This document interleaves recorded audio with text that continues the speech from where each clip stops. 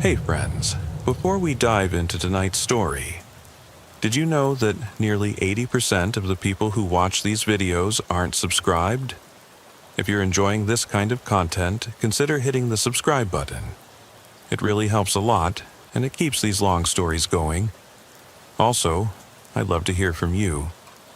What time is it right now where you are, and which city are you listening from tonight? And if these stories help you sleep, feel free to tap the thanks button to support the channel. It truly means a lot. Alright, let's get into it. I can't shake the sound of her breathing. I heard it through the phone first, ragged and shallow, as if someone was gasping awake from a nightmare. The dispatcher's voice had been clipped, urgent. 911, hang up at 312 Willow Drive. Line is still open. I remember that dark hour, the kind of night where even the moon hides, when the radio static sounds too loud and the walls of the station feel like they might close in on you. I slid into the cruiser, rain spitting against the windshield, wipers swiping in lazy arcs.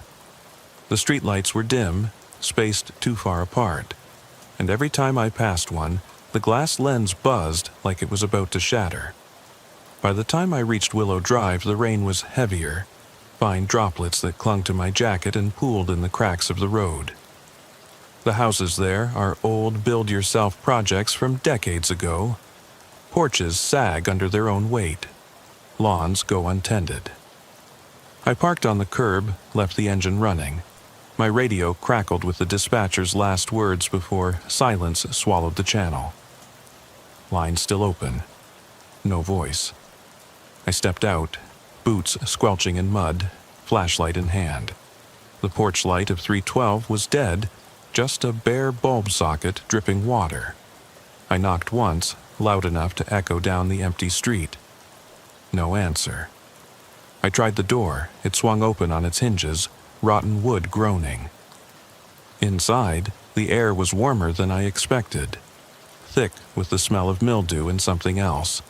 Cigarette smoke, stale and acrid. The beam of my flashlight trembled as I crossed the threshold. The hallway wallpaper peeled in strips, revealing yellowed plaster beneath. Footsteps left wet prints on the second-hand carpet, leading deeper into the house. I followed. The living room was sparse.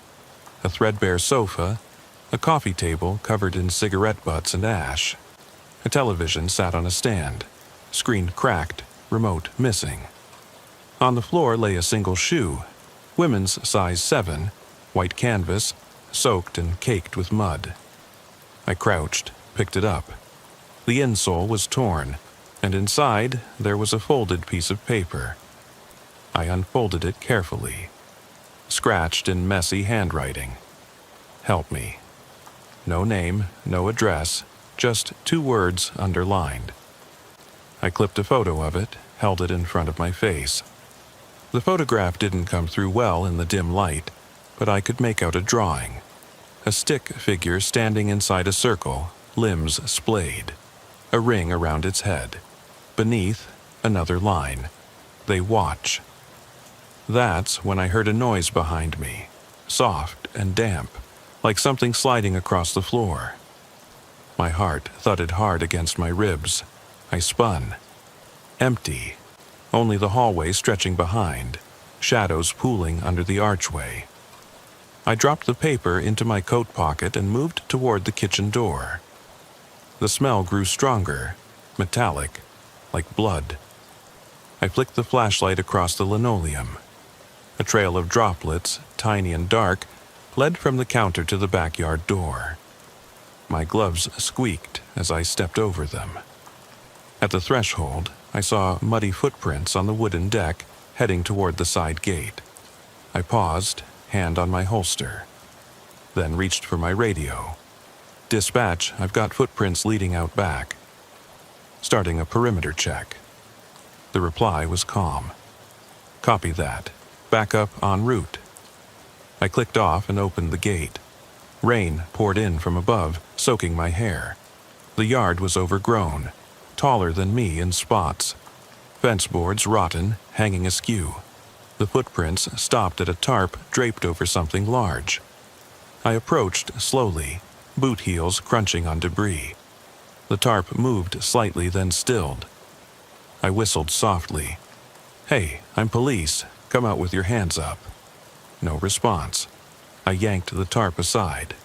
Underneath lay a bicycle. Children's size, paint chipped. I frowned. The area was too derelict for kids to play here. Yet, the mud on the tire matched the prints. I scanned the yard. To my left, a narrow gap between this fence and the next, just wide enough for someone to slip through. The rain washed away half of the evidence. I realized then, whoever was here didn't want to be found. I unholstered my flashlight and swept the darkness. The yard ended at an alley, which I couldn't see in the gloom. I thought I heard something. A breath, a shuffle. My hand rose to my chest, resting on the grip of my sidearm, but I didn't draw. I know that by the time fascination gives way to fear, you won't think straight. Better to stay calm, survey methodically. I checked my phone. No missed calls, no text. Battery at 92%. A text message lit up the screen. "Why didn't you wait for me?" No sender ID. I stared at it. Then the porch light upstairs flickered on for a second, illuminating the bathroom window. I aimed my flashlight at it. Empty bathtub, faucet dripping. Water splashed on the tiled floor, but the drain was bone dry. When I looked back outside, the window was dark again. Everything felt too still, like the night itself was holding its breath. My radio crackled. Backup is 5 minutes out. Sustained rain might slow them. I rubbed my temples. 5 minutes felt like an eternity. I forced myself to move, to look for clues rather than chase shadows. I stepped back through the gate and toward the side yard. There, half hidden behind a bush, was a child's doll, one glass eye missing, matted hair drenched with rain. I pressed my flashlight on it. The remaining eye reflected back. An empty stare. I dropped the doll in my hand. What are we dealing with? I silenced the question inside my head. I'd seen enough to call in specialists, detectives, forensics, but none of that mattered until I secured the scene. I backed out of the yard, closing the gate behind me. The house loomed, dark, gaping windows staring like hollow skulls. On the porch, the single shoe waited, alone in the damp. I paused at my cruiser. The engine hummed, lights on, ready to burn rubber down the road. Part of me wanted to leave. That instinct you get when your gut says you've stepped into something you weren't prepared for. But the radio said backup was nearly there, and leaving felt irresponsible. I yanked open the rear door, placed evidence markers at the front door, at the footprints, at the doll. I retrieved a bag for the shoe and the coffee mug shards clogging the hallway. Every detail mattered. A siren wailed faintly in the distance. I looked up at the sky. Clouds so low they seemed to press on the rooftops, blurring the line between earth and storm. A crow cawed from a nearby tree. I shone my flashlight at it. The bird lifted off, wings wet, and vanished into the rain. I turned back to the house. The front door corridor was empty, the markers crisp. No sign of footprints leading back in. When backup pulled up, 2 squad cars, they stayed at the edge of the street until I waved them forward. The lead officer nodded and slipped on gloves. He asked me what I had. I handed over the shoe, the doll, the mug pieces, and the folded note. His face went cold when he read, "They watch." He radioed for detectives. I climbed back into my cruiser, shook free rein, and rubbed my arms. The heat from the engine seeped into my jacket. I watched them work under the glow of their spotlights. They weren't mine to command, so I sat in silence, listening to their footsteps on wet asphalt, the camera shutters clicking. the muffled voices over the radio. I knew I should file a report, collect witness statements, canvass the neighborhood. But I was frozen, thinking about that breathing on the line, the uneven footprints, the doll's glass eye staring into nothing. I turned off the engine, left the headlights on. The house faded into shadows, the markers small and bright. Behind me, the road stretched empty into the night. I thought of her breath, of someone alive in that hollow place. I wondered who she was, if she was still out there, and if I was too late. I sat in the cruiser with the engine off, letting the rain wash over the windshield, replaying every detail. The dispatcher's words lingered. They watch. I kept staring at that note in my glove box, its jagged edges pressed flat from the night's chaos. The doll's glass eye, the single shoe on the porch, the muddy footprints. None of it fit a normal missing person call. My gut told me there was someone inside that house, or someone who'd been there, someone who still might be. When I finally climbed out again, the air felt colder. I had backup officers on scene, but by now they'd retreated into the house, chasing faint clues I'd uncovered. I lingered at the edge of the yard, flashlight off, listening to the soft click of the gate swinging in the wind. Streetlights overhead buzzed and popped, sending quicksilver shadows dancing across the unkempt lawn. I pulled my jacket tighter and approached the back fence. The gap between the boards had widened, just enough to slip through. Leaning close, I trained my flashlight into the alley beyond. Puddles glimmered, a slick surface reflecting a broken line of light. I stepped carefully, boots slipping on oily leaves. My breath fogged in the beam. Somewhere down that alley, a door stood ajar. No porch light, no lock securing it. I radioed in, voice low. I'm checking the alley. Possible entry point. No answer. The channel was busy with forensics and detectives. Fine. I moved in. The alley was tight. Trash bins, discarded furniture, a stray tire leaning against a brick wall. The bricks themselves were damp, blackened by mold. I could hear water trickling, though I didn't see a drain. A faint odor drifted up. Rusted metal, something coppery.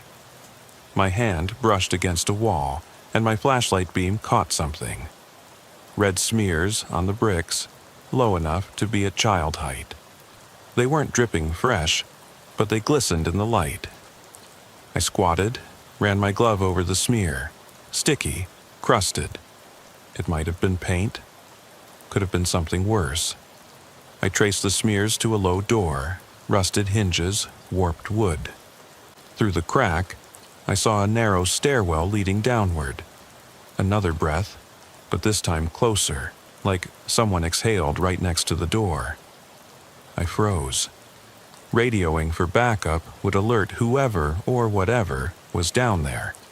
Maybe they still lingered below, waiting. I pushed the door open. It creaked, a long groan of protest. Rainwater trickled in from somewhere above, pooling at my feet. I pointed my flashlight into the darkness. The stairs descended 4 at a time, 3 tiers before they vanished into pitch black. I flicked on the light at my belt, a tiny strobe that cut through the void with rapid, jerky pulses. A word scratched on the wall in thick black paint. Never. Beneath it, someone had carved initials. M.R. I traced the letters with my thumb. The wood was soft, splintering under my touch. I turned the strobe back on the stairs. At the foot, a puddle reflected the flashing light. I saw movement in the water. Something thin and pale floating. I dropped down the last 4 steps in a single motion, boots hitting the concrete floor with a dull thud. I swept the beam across a cramped cellar, old tools leaning against the walls, shelves lined with jars of what looked like roots and cloudy liquid. In one corner, a child's tricycle lay on its side, wheel bent. Mud from outside coated its handles. I swallowed, heart thudding. The damp air made my boots squelch with each step. Then I heard it, static on my radio, short, like someone keyed the mic by accident. Someone was listening, maybe watching. The hair on my neck prickled. I called out, "Medic? Anyone?" My voice echoed back, swallowed by the cellar's walls. No reply, just another burst of static, closer this time. I edged toward the jars, reading faded labels. Chamomile, rue, belladonna. Folk remedies maybe, but the liquid in the belladonna jar looked dark, coagulated.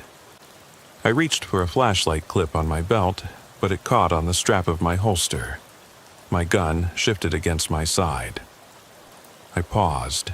If I drew it down here, the muzzle flash would brighten every corner. Still, I needed to know if I was alone. I steeled myself and clicked off the flashlight strobe, plunging the room into darkness. My night vision camera, attached to my helmet, hummed softly. Through that lens, the world glowed emerald. I advanced. My footsteps were silent, but I heard breathing, deep, measured, half suppressed. It came from the far end of the room, beyond an overturned table. I circled the table, careful not to slip in the puddles. The breathing stopped when I got close.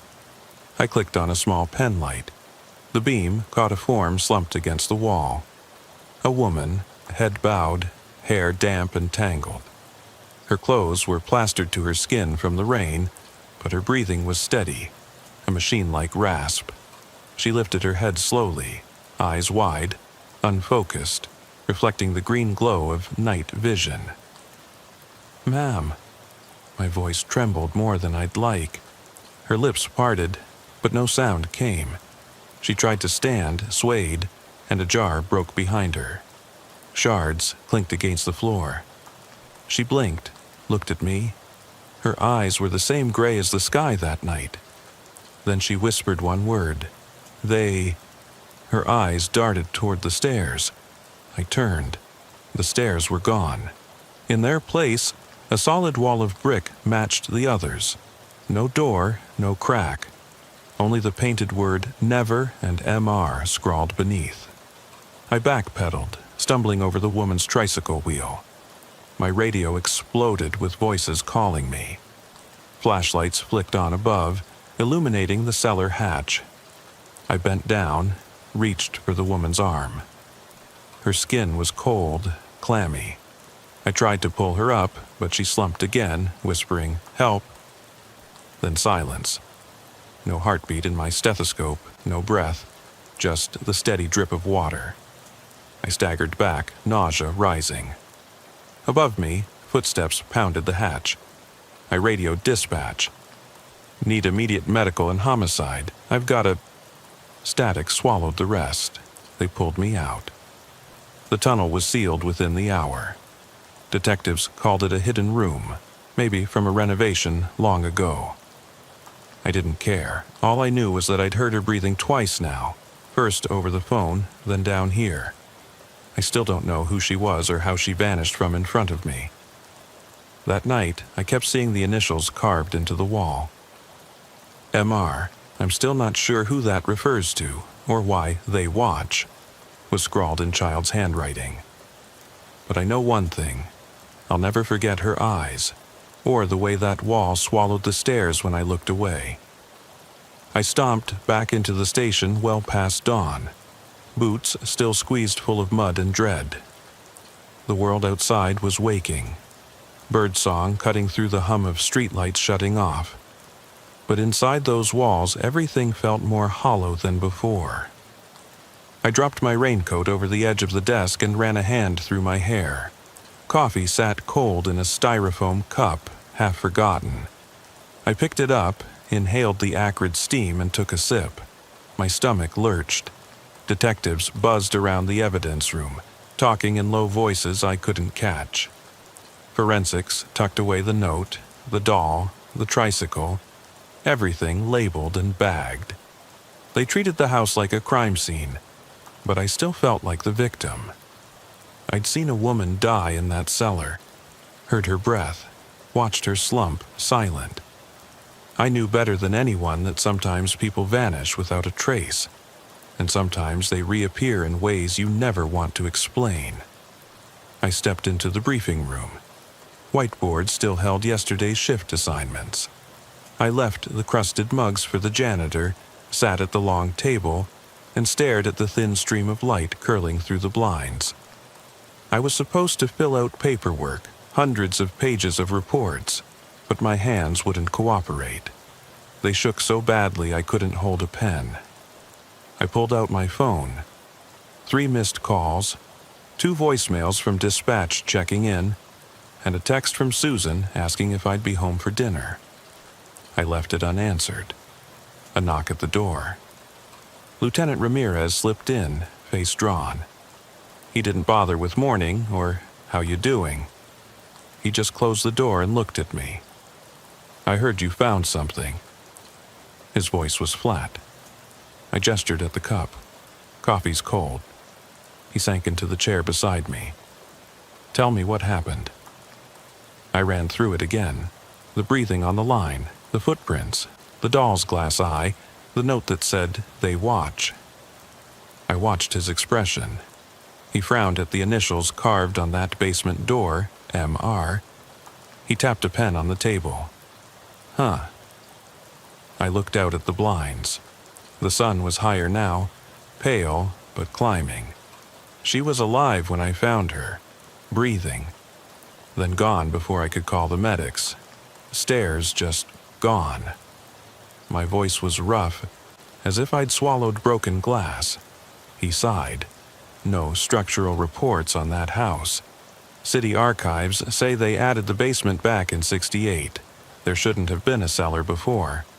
How'd it vanish back up? I shrugged, tasting bile. I don't know. He nodded. Detectives want you to come down to HQ, statement, follow up. They might have questions about your timeline. I rose. Timeline's clear. I got there at 2:13, in the yard 10 minutes later, down the cellar 30 minutes after that.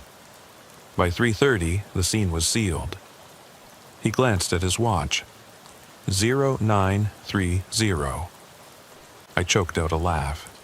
Really pushes the urgency, huh? He stood.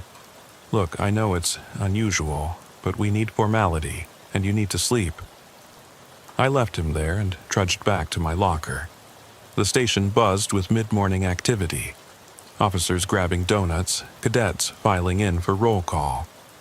I slipped into the shower in the locker room, steam filling the stall, running hot water over my neck, trying to scrub the darkness from my skin. The water turned murky, brownish, and I slammed off the tap. My reflection in the fogged mirror stared back pale and hollow-eyed. By the time I was showered and changed, the pain in my jaw from clenching my teeth all night had eased to a dull ache. I forced myself to eat a pastry from the break room, sugar-coated, stale, but any taste was better than nothing. I stared at the ceiling above the table, and the tile grouted with age.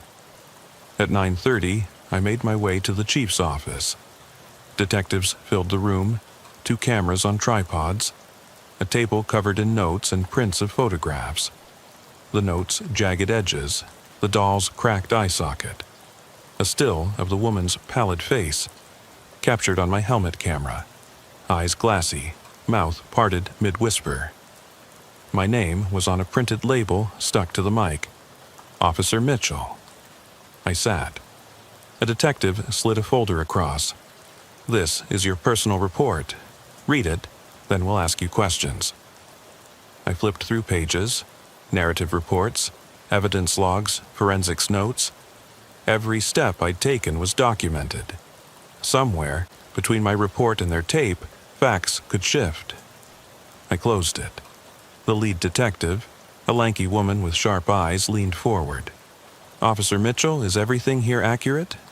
I nodded. Yes. She clicked on a recorder. Describe exactly what you saw when you opened the basement door. I took a breath. closed my eyes to recall the darkness. The door was warped wood, no latch, swinging inward. Water dripped onto my boots. Stairs went down 3 tiers, then nothing. When I shined the strobe, I saw her, a woman sitting against the wall. When I looked away, the stairs had vanished, just a brick wall. She glanced at the prints. You said she whispered they then stopped. I rubbed my forehead. Yes. Another detective chimed in. Did you notice any cameras, security devices? No cameras, no wiring, no recordings. They pressed on. What happened to the note, to the doll, to the tricycle? I answered each question slowly, measured. My throat burned. I realized I was shaking again. They finished, thanked me, and told me to go home, get rest, stand by for further contact. I stepped into the hallway. Patrol cars idled outside. I felt emptier than ever. In my pocket, my phone buzzed. A text from an unknown number. Thank you for finding her. I stopped dead. Read it again. Thank you for finding her. No trace of sender, no number saved. I stared at it, heart thudding. Who was it? The victim's family? An obsessive stranger? My radio crackled. Officer Mitchell, Patch 4, assignment, domestic dispute at Pine and 3rd. I glanced toward the station door, sunlight pouring in. Part of me wanted to leave it all behind, throw my badge in the trash. But I was bound by duty, by habit, by the knowledge that people depended on me to show up. I typed a reply, "Who is this?" No response. I holstered my phone, pulled on my cap, walked out into the morning. The world looked too bright, the sky too blue. But I knew the darkness was there, just beyond sight, breathing through the walls, watching. And I kept moving. I headed back onto patrol at dusk, the sky bruised purple and gray as the sun gave up its last light. My cruiser's headlights cut lanes through the gathering fog, and I kept replaying that text. Thank you for finding her. I still didn't know who her was. If she'd been the woman in the cellar or someone else altogether. Wherever that message came from, it felt less like gratitude and more like a warning. The call came in quiet. Possible welfare check at 417 Oak Circle. Elderly resident, concerns from neighbor. I punched it into the console and steered down winding streets whose names I'd memorized long ago. Oak Circle was near the old mill, boarded-up storefronts giving way to neat bungalows fenced in by hedges. I pulled up, radio dispatch. On scene. I'll check on Mrs. Carter. The neighbor, a thin man in a sweatshirt, met me on the sidewalk. He looked as worn as the faded siding behind him. "Officer," he said, voice low, "I'm worried. Haven't seen her since morning. Mail's stacking up." He pointed at the driveway, no tire tracks in the gravel. Porch light flickered inside, but through the tinted windows I saw only the reflection of streetlights. I nodded. "I'll knock." I raised my hand, rapped the door twice. Silence. I knocked again, still nothing. I checked my radio, backup was tied up. I sighed, tried the doorknob, unlocked. I stepped inside. The house smelled of old perfume and mothballs. In the living room, furniture sat draped in plastic. A TV stood muted in the corner, its red standby light blinking. I paused at the threshold. Floorboards sighed underfoot. I clicked on my flashlight, sweeping the beam across the room. A rocking chair moved slowly, though no breeze stirred. I froze. I listened. Nothing but my own breath. I approached the chair. It creaked again, coming to rest at odd angles. On the seat lay a folded letter. I picked it up, addressed to Darcy, dated yesterday, no stamp. Inside, scrawled in ink that bled at the edges. "They've come for you. Don't answer the door, no signature." My pulse spiked, another note, another warning. I shoved it into my breast pocket. Mrs. Carter's name rolled around my mind. Never met her, never knew her first name. I called out gently, "Ma'am? Mrs. Carter?" No reply. I moved through the house, checking rooms. In the kitchen, coffee sat cold, ground splattered on the counter. A cup in the sink, half full, smelled sour. The fridge hummed but was empty. I scanned each door, locked until I reached the back. Sliding glass door cracked open on its latch. Rain from earlier had steamed the panes. I shone my light outside. No footprints, just a garden overgrown with weeds. Something glinted on the patio table, a tarnished locket. I picked it up, flicked it open. Inside, 2 photographs. One of a young woman smiling in a sundress. Another of an elderly lady by the front porch, cane in hand. The inscription read, "MW and DR forever." I slipped it into my pocket and stepped back inside. Footsteps overhead, soft and slow. I raised my flashlight to the ceiling hatch in the hallway. It swayed slightly. I pulled out my radio, voice steady. "Dispatch. Possible person on 2nd floor. Proceeding with caution." No answer. I took the stairs 2 at a time, heart pounding against bone. The hallway upstairs was narrow, wallpaper curling at the edges, stains marring the lower panels as if someone had scraped at the walls. Doors lined the corridor. I moved slowly, testing each knob. The first room, empty. Second room, twin beds, floral sheets, moth-eaten. On one bed lay a pair of slippers. Size small, worn thin, no sign of movement. At the end of the hall, the master bedroom door was ajar. I pushed it open. Inside, the bed was unmade, pillows flopped to one side. On the dresser, a calendar marked with X's ending on yesterday's date. Each morning had been crossed, except today. A woman's voice, soft, wavering, drifted from the attached bathroom. I froze, flashlight beam quivering. I approached the bathroom door. The voice turned to sobbing. I knocked gently. "Mrs. Carter, it's Officer Mitchell. Are you okay?"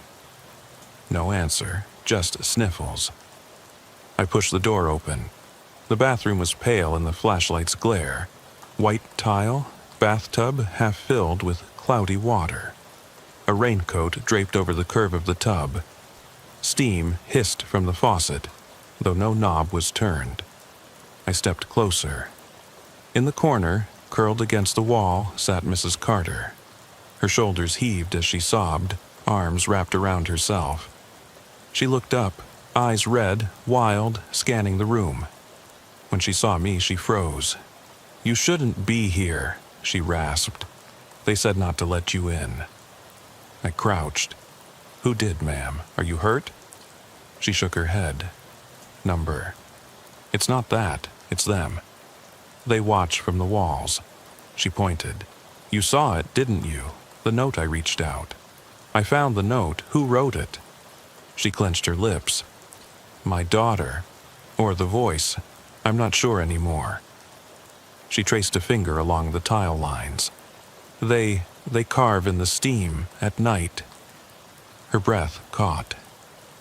I glanced at the fogged mirror, its surface rippling with condensation. I flicked off my flashlight and leaned in. Words scrawled there in dripping water. "Please help me." I recoiled, stomach lurching. The writing faded as steam dispersed. Mrs. Carter's grip on my arm tightened. "They promised to leave if I let them in for coffee." Her eyes filled with tears. "But after that, they never go away." I pressed a hand to her shoulder. "It's okay, you're safe now." She laughed, hollow, broken. "Safe? There's no safe."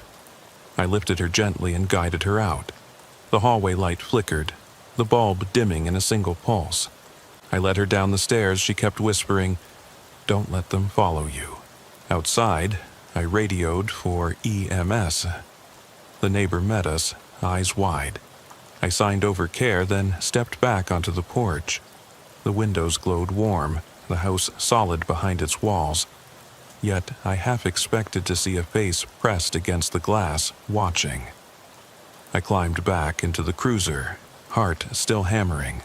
The road ahead was dark and winding. In my coat pocket, the locket and the note pressed against my ribs. I took a breath, feeling every pulse. As I drove away, I glanced in the rearview mirror. In the fading light, the house stood silent, windows dark, porch light gone out. But for a moment I thought I saw a figure at the window, pale and still. Then the mist swallowed it whole. I swallowed hard and drove on. I drove on through empty streets, the cruiser's engine humming lower than my pulse.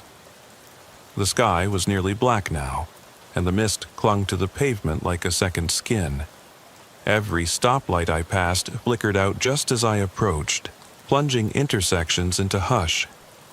I felt their eyes on me, those unseen watchers from Willow Drive, Oak Circle, and the house on Maple Street. Their gaze was a constant weight, pressing through the glass and steel of my patrol car.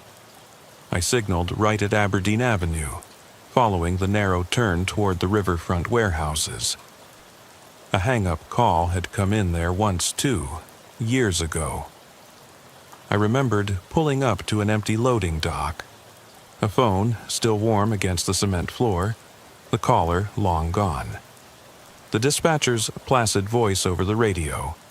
No voice, just static and breathing. That night, I'd circled those warehouses for hours, tires squealing over broken glass, until dawn chased me away.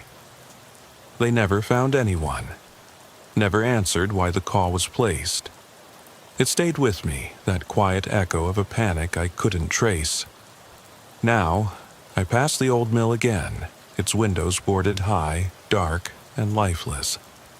The call on my radio crackled. "Officer Mitchell, we've got a 911 hang-up at 209 Pineway Road." Same pattern, line open, breathing. I flicked on the siren, low pulse, a warning, and steered toward Pineway, logic warring with instinct. Each new 911 hang-up felt like a puzzle piece from a box I wasn't sure I wanted to finish. Pineway Road was narrow, the asphalt scarred by years of tree roots pushing up from beneath. Houses there sat back from the street, obscured by hedges tall as men's heads. I parked halfway up the driveway of number 209, a two-story clapboard house painted appealing cream. No porch light, only the occasional drone of a street lamp buzzing somewhere beyond the trees. I grabbed my flashlight and radioed in. On scene. Investigating. My boot sank into wet grass as I walked toward the front porch. Steps were warped. Each creak sounded cavernous in the night. I raised my hand, knocked once, metal on wood, and waited. Rainwater dripped from the eaves in slow, measured beats. No answer. I tried the knob, unlocked. Inside, the house was cold. My flashlight beam caught motes of dust swirling in the yellow glow of a single overhead bulb. The living room was wide, wooden floors scarred with scuff marks. A sofa lay overturned, cushions shoved aside as though someone had dragged them in haste. I crouched, touching the fabric, damp with dew from my jacket. Footprints led from the doorway toward an open archway. I followed, each footstep echoing. The archway opened into the dining room. A long table sat under a chandelier, crystals missing, wires exposed like broken veins. On the table was a rotary phone, black, gleaming wetly in the flashlight's glare. The handset lay off the cradle. Fingerprints smudged the plastic. I clicked the off-hook button. Static hummed through the line, but no breathing. I spoke into the radio. Found a phone on the table, handset off the cradle, line dead. I set the phone down and crossed to the hallway. Doors fanned out on either side. I reached the first, bathroom. The fan hummed, though no switch was on. Tiles glistened. A single glove lay on the counter, latex, white and filthy. I lifted it once, then dropped it. Gut instinct told me it belonged to someone who didn't want to be identified. I passed the next door bedroom. Unmade bed sagged in the center, pillows crumpled. On the bed, two outlines pressed into the sheets as if two people had lain there a moment ago but vanished when observed directly. I remembered the cellar at Willow Drive, how the stairs had dissolved into brick when I wasn't looking. My skin prickled. I edged toward the master bedroom at the end of the hall. Its door was cracked, like an invitation. I pushed it open. The room was cavernous, a high ceiling lost in shadow. At its center, a mattress on the floor with no frame. Sheets littered the floor. On the headboard, carved into the wood, were letters N.W. beneath the word alone. I snapped a photo. Underneath, someone had drawn an arrow pointing toward the closet. I hesitated, then approached the closet door. It was ajar. I put my hand on the knob, cold, metal, and pulled it open. Inside, clothes hung on a rod, untouched by time. But at the back, taped to the wall, was a printed photograph, a family portrait. Mother, father, two children, standing in front of that very house. Their faces were pleasant, smiling in broad daylight. Someone had scrawled over their eyes with a black marker, thick lines blotting out identity. My radio crackled. Backup arriving. I exhaled, tension coiling in my shoulders. I clipped my flashlight to my belt and reached into the closet to remove the photo. My glove brushed something behind it. Another folded note. I unfolded carefully. You shouldn't have come. Footsteps approached in the hallway. Slow, measured, not human, not quite. The boards outside the closet settled under weight. My heart hit my ribs like a hammer. A breath came from behind me, soft, deliberate. I spun, hand on my sidearm. The hallway was empty, only the deep breathing. I backed into the closet, eyes darting. The breathing grew louder, closer. My skin crawled. I pressed against the wall, heart pounding a frantic rhythm. The closet door began to close, swaying on its hinges. I lunged at it, yanking it open. Darkness spilled out into the room. I flicked my flashlight. No one there. The slatted wood floor bore muddy footprints, leading into the room, then stopping in perfect, clean circles. I fished out my radio. Dispatch, I need immediate backup. Possible intruder at 209 Pineway. Someone's in here with me. Static answered. My call didn't go through. The battery icon flashed red. I exhaled, shaking my head. Great. No radio, no comms, just me and that breathing. I clicked off the flashlight, plunging the closet into darkness. My night vision cam kicked in with a soft whir. Everything turned green. My breath fogged the lens. I saw movement. A shape at the far corner of the room, tall and thin, half hidden in shadow. I aimed the camera, heart in my throat. It didn't blink. It didn't move. It just watched. Then it whispered one word, so close I felt its breath against my neck. Leave. I didn't hesitate. I yanked open the closet door and ran down the hall, boots slipping on wood. I heard laughter behind me, tiny, childlike, twisted in amusement. I slammed into the living room, across the table, knocking the phone to the floor where it smashed. I didn't look back. I raced through the front door, rain lashing my face, and didn't stop until I was back in the cruiser, door locked. My radio crackled. Officer Mitchell, come in. I slapped the knob. I'm out. Pineway, house is compromised. No sign of occupant. Note said, you shouldn't have come. I saw My voice choked in my throat. The channel opened. What is it, Mitchell? I turned the key in the ignition. The engine barked. I took one last look at the house. Dark windows glowing with malice. I left without waiting for backup. The windshield wipers carved arcs through the mist. My pulse was so loud I could hear it in my ears. I didn't call it in again, I just drove, faster than I knew was safe, away from that house, that breathing, that shape that told me to leave. The road blurred. Streetlights winked out behind me. In the pocket of my jacket, the photograph and the note pressed cold against my ribs. I stared at the rearview mirror. In the green glow, I thought I saw eyes. No, 2 hollow voids gazing back at me. Then the road opened ahead, and I let the cruiser carry me into the night.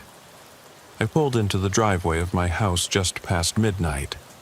Headlights carving arcs through the oaks that cast skeletal shadows over the yard. The engine hummed a low goodbye, and for a moment I just sat, seat warm, night pressing against the glass like a living thing. Behind me, the road stretched empty, vanishing into darkness. Ahead, my front door waited. I reached into my pocket, felt the soft plastic of the locket, the folded edge of the note. A chill crawled up my spine as I unbuckled my seatbelt, the silence inside the cruiser deeper than any station at 4 a.m. I gathered my keys and stepped onto the porch. The boards creaked under my weight, each groan a reminder that this house, like every other, was built by hands that can't foresee what will live in the cracks. I brushed rain from my shoulders and fitted the key into the lock. It turned, and the door swung open on its hinges. Welcome or trap, I wasn't sure which. I sank inside, closing the door softly behind me. No radio, no cruiser to return to, just the low hum of the heater and the faint pulse of my own heartbeat. Inside, the hallway light flickered once, then steadied. The living room was a coffin of shadows. I dropped my raincoat over the back of a chair and set the locket and note on the coffee table, next to the cold cup of coffee I'd forgotten this afternoon. I flipped open the locket. The photos of mother and daughter stared back, eyes crossed out with harsh strokes. The initials, M, W, and DR, bore down on me. I traced the engraving with a fingertip and closed it, wondering if those 2 women had known this dread. I moved to the window and looked out at the dark yard. The mist had thickened, curling around the porch rail like fingers reaching. I shook it off and walked to the kitchen to pour myself a fresh coffee. The microwave chimed as I heated water, steam rising in swirls around the dim light. My hands trembled, but I forced them steady. I heard nothing but the drip of the faucet and the mug setting on the counter. I inhaled the steam and felt my stomach knot. A soft buzz came from the hallway. My phone, on the charger, lit up with an unknown number, 911. My heart stuttered. I stared at the screen. My fingers hovered, torn between instinct and fear. I answered. Silence, heavy as the air in those abandoned houses.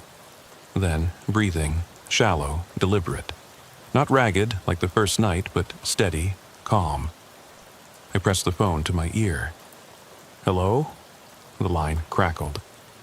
A soft click, and then a woman's voice so quiet I almost doubted it was real. I never left. I dropped the phone, coffee sloshing at the rim. I fumbled to answer again. The line was already dead. My knuckles whitened around the handset. I thought of the whisper in the closet. Leave. And of Mrs. Carter's voice, "They watch from the walls." And of the woman in the cellar, whose life I couldn't save, who might still be out there, or might be here now in my own home. A floorboard cracked upstairs. I froze mid-sip. The mug tipped, spilling hot liquid across the counter. I set it down and looked at the stairs leading to the bedrooms. Upstairs, the dark was thicker. My cruiser's headlights would have faded by now. No backup, no evidence markers, no bright spotlights to banish it. Just me, alone with the breathing in my ear. I could feel its presence, as if something moved behind the walls just out of sight.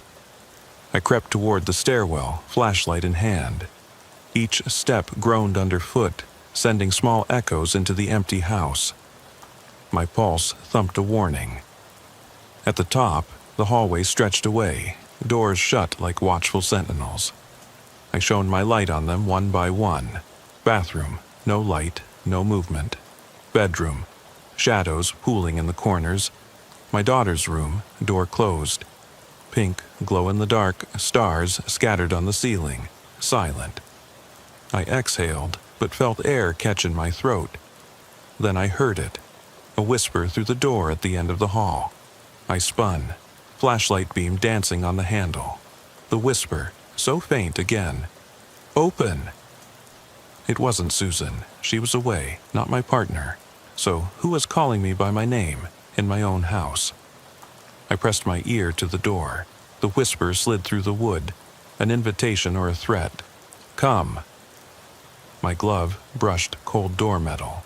My training told me not to open unknown rooms, not to approach the sound. But my gut twisted in a way I couldn't ignore. I twisted the knob. It clicked. The door swung inward. Inside was empty. Walls bare, floor smooth. But across the far wall, traceries scarred the paint, similar to the scratched words I'd seen before. The letters writhed in the flashlight's beam. U, R, next. Beneath them, initials carved, MR, and just a slash, incomplete. I stumbled backward, heart hammering. The door slammed shut behind me. I spun in panic, yanking at the handle, locked. My flashlight bobbled in my grip. Then the breathing started again, from somewhere in the room, soft and close. My breath caught. I swung the light around. The corner by the closet remained shadowed. I edged toward it, every nerve screaming. There, leaning in the dark, hunched on the floor, was a woman's silhouette, hair spilling forward. She looked like a block of shadow come to life. No face, just the outline of a body. Behind her, the initials MR glowed in scratch marks, as if illuminated by unseen headlights. I swallowed, voice gone. I raised the flashlight. The woman lifted her head. Her eyes were pale voids, blank yet fathomless, reflecting the beam like twin beacons. She tilted her head just slightly as if studying me. Then she whispered, voice raw, "I told you to leave." Her words hung in the air, a curse and a promise. My fingers found the knob. I yanked. The door burst open, jolting me into the hallway. The whisper followed, faint now, drifting behind me. "You can't run." I sprinted down the hall, tripping over slippers, nearly sliding on the wooden floor. I threw myself down the stairs 2 at a time, adrenaline tearing through me. The front door was ahead, within reach. I slammed through it, stumbling onto the porch, gulping cold air. The door swung shut behind me with a soft click. I jammed the key in and twisted until the lock engaged. Rain slicked the porch. I turned, expecting to see the shape at the window, but the glass was dark and empty. Only my reflection stared back. Eyes wild, ragged breath visible in the night. In my pocket, my phone buzzed again, 911. I held it in my hand, trembling. I looked up at the house, roof and chimney, windows dark, the breath of mist weaving through the trees. I remembered the first call, the last call, every silent 911 that had sent me running into someone else's nightmare. Now it was mine. The phone in my hand glowed with the word answer shining like a dare. I swallowed. I lifted it to my ear, a pause, static. And then that same intimately familiar breathing, close enough that I could feel the exhalation on my cheek. I pressed the phone to my ear, voice whispering, "Who is this?" The static drummed. A gentle click. The line went dead. I stood on the porch, heart pounding, drenched in rain and dread, listening.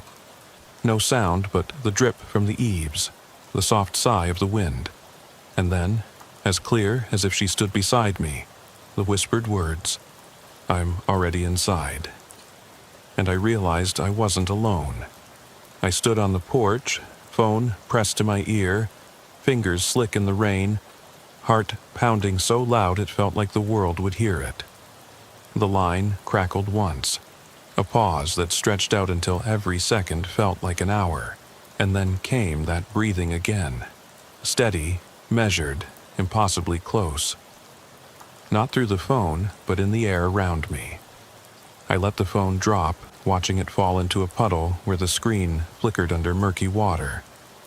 I didn't move. I didn't dare. The house behind me stood silent, every window dark except for those ghastly stars in my daughter's room, still faintly glowing. My mind raced back through every call I'd ever answered, every hang-up with nothing but breath on the line. Tonight, all of them converged. Willow Drive, the old cellar, Mrs. Carter sobbing in shadows, the family portrait with children's eyes gouged out, the closet at Pineway. And now here, my own home, turning against me. Footsteps sounded behind me on the wooden porch, soft, tentative. I tensed, listening. I'd locked the door, but locks don't stop sounds. I grabbed the closest thing, a chair, and swung it around, ready to strike. The footsteps paused.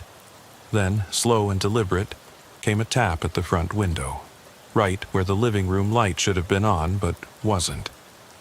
I edged sideways, peering through the raindrops on the glass. Nothing. Only my reflection, wide-eyed, mouth parted. A crack ran through the pane, as if struck by something heavy. I realized I was bleeding, a thin trickle from where I jammed my knuckle against the chair. I licked a drop of rain-soaked blood from my thumb and swallowed hard. I tried to steady my breath, but every inhale felt ragged, shallow, like the very breath in the air was trying to choke me. Behind me, the door to the study creaked open. I pivoted, chair raised. The room was dark, lined with shelves of old case files I'd collected over the years. Unsolved disappearances, weird hang-ups, the ones dismissed as prank calls or equipment malfunctions. I'd thrown those files against a wall after noisy nights, locked them away to forget them. Now they sat waiting, papers yellowed, edges curled, as if expecting an audience. I forced myself to set the chair down. I climbed the single step into the study, each footfall sounding like a drumbeat. The door shut behind me with a hushed click. My flashlight lay on the floor near the chair. I picked it up and clicked it on. The beam landed on a file open on my desk. Case 541, Harlan Road, Hang Up. That was mine, from 10 years ago. I'd responded to a barbed wire fence surrounding an abandoned farmhouse. Nothing there. Just breath on the line and the dial tone when I hung up. No body, no owner, nothing. I shook my head. I flipped the file closed and heard a wet thump behind me. I spun. From the doorway leading to the hallway, a dark figure slumped to the floor. My cruiser's raincoat discarded, soaking. No shoulders, just empty sleeves. My heart seized. I crossed slowly, breathing shallow, and picked up the coat. In the pocket was the single white glove, the one I'd found at Mrs. Carter's. I stared at it. Why was it here? I heard breathing again, inside the pocket. I froze, the glove dangling. The breath quickened, a half-choked gasp. I felt it against my skin, tactile, like someone pressing their mouth to my forearm. I dropped the glove and backed away, stumbling over a pile of case files.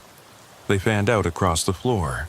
Reports of the cellar woman, the children's tricycle, the words, "Help me," scratched on mirrors. They whispered under my boots as I turned.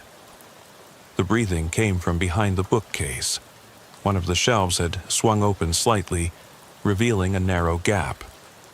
I approached, light trembling in my hand. The gap was just wide enough to slip through. I knew I shouldn't. Chasing sounds in the old house had nearly cost me everything. But I couldn't leave it. Not tonight.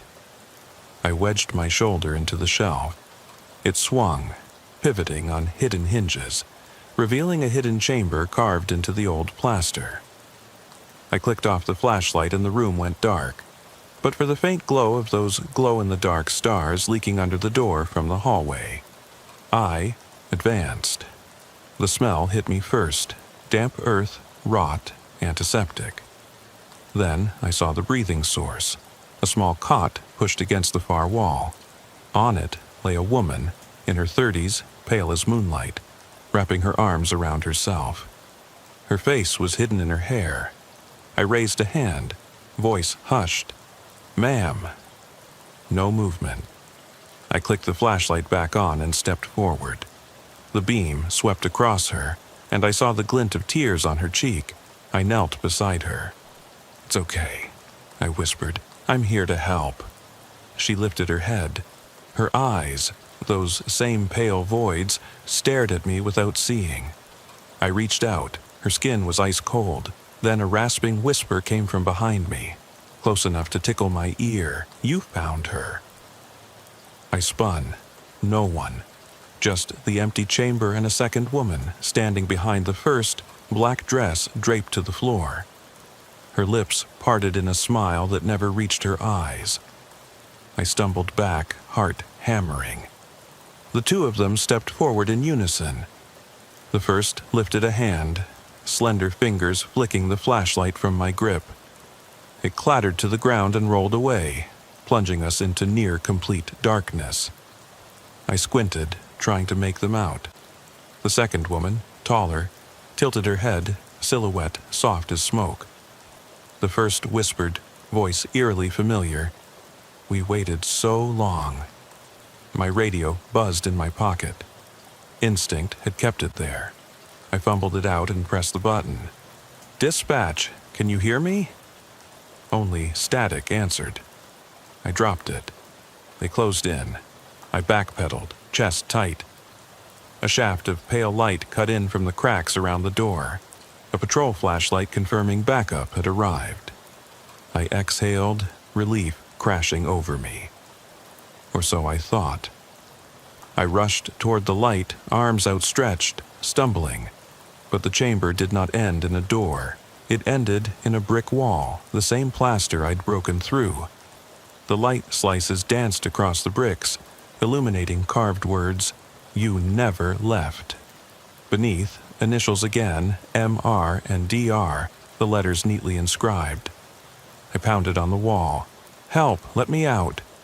My voice echoed, then drowned in silence. The two women stood unmoved. The one on the cot opened her mouth to speak, but no sound came. The taller one bent forward, hand reaching toward me. Her fingertips brushed my cheek. Cold, a whisper of pain. Then she sighed. The walls began to close in. The chamber shrank, the ceiling dropping, the air pressing against my lungs. I clawed at the bricks, nails scraping. The cot sank into the floor. The woman curled tighter, eyes where mine had been. The taller woman leaned in, breath hot and foul, and whispered one final line. "We came home." I screamed, a ragged roar that shook the chamber. Bricks ground together behind my back, dust falling in motes. My vision blurred, my lungs burned, and then, all at once, the crushing pressure stopped. Darkness swallowed the space. I woke on the floor of my living room. Morning light filtered weakly through the curtains. My head throbbed. I sat up, dazed. The hidden study door was gone from the wall, just a patch of mismatched plaster. My daughter's stars were dark. The locket and note lay on the coffee table, untouched. My phone lay beside them, battery dead, screen cracked. I frowned. On my desk, a new file lay open. Case 001. They never found them. My name was scrawled at the top, Officer Mitchell. Beneath, two photographs, the cellar woman and the woman from the cot. Under each, a date, today's date. My chest tightened as the recognition set in. I sank to the floor, staring at the file. The final words at the bottom, "Welcome home." And I realized I had never left. I never heard anyone else pull into my driveway that morning. No sirens, no backup, no footsteps in the hall. Just the soft hiss of the heater clicking off and the dull thud of my own heart slowing inside my chest. When I opened my eyes, I was lying on the floor beside the desk where I'd collapsed. The file, my file, was still open at case 001.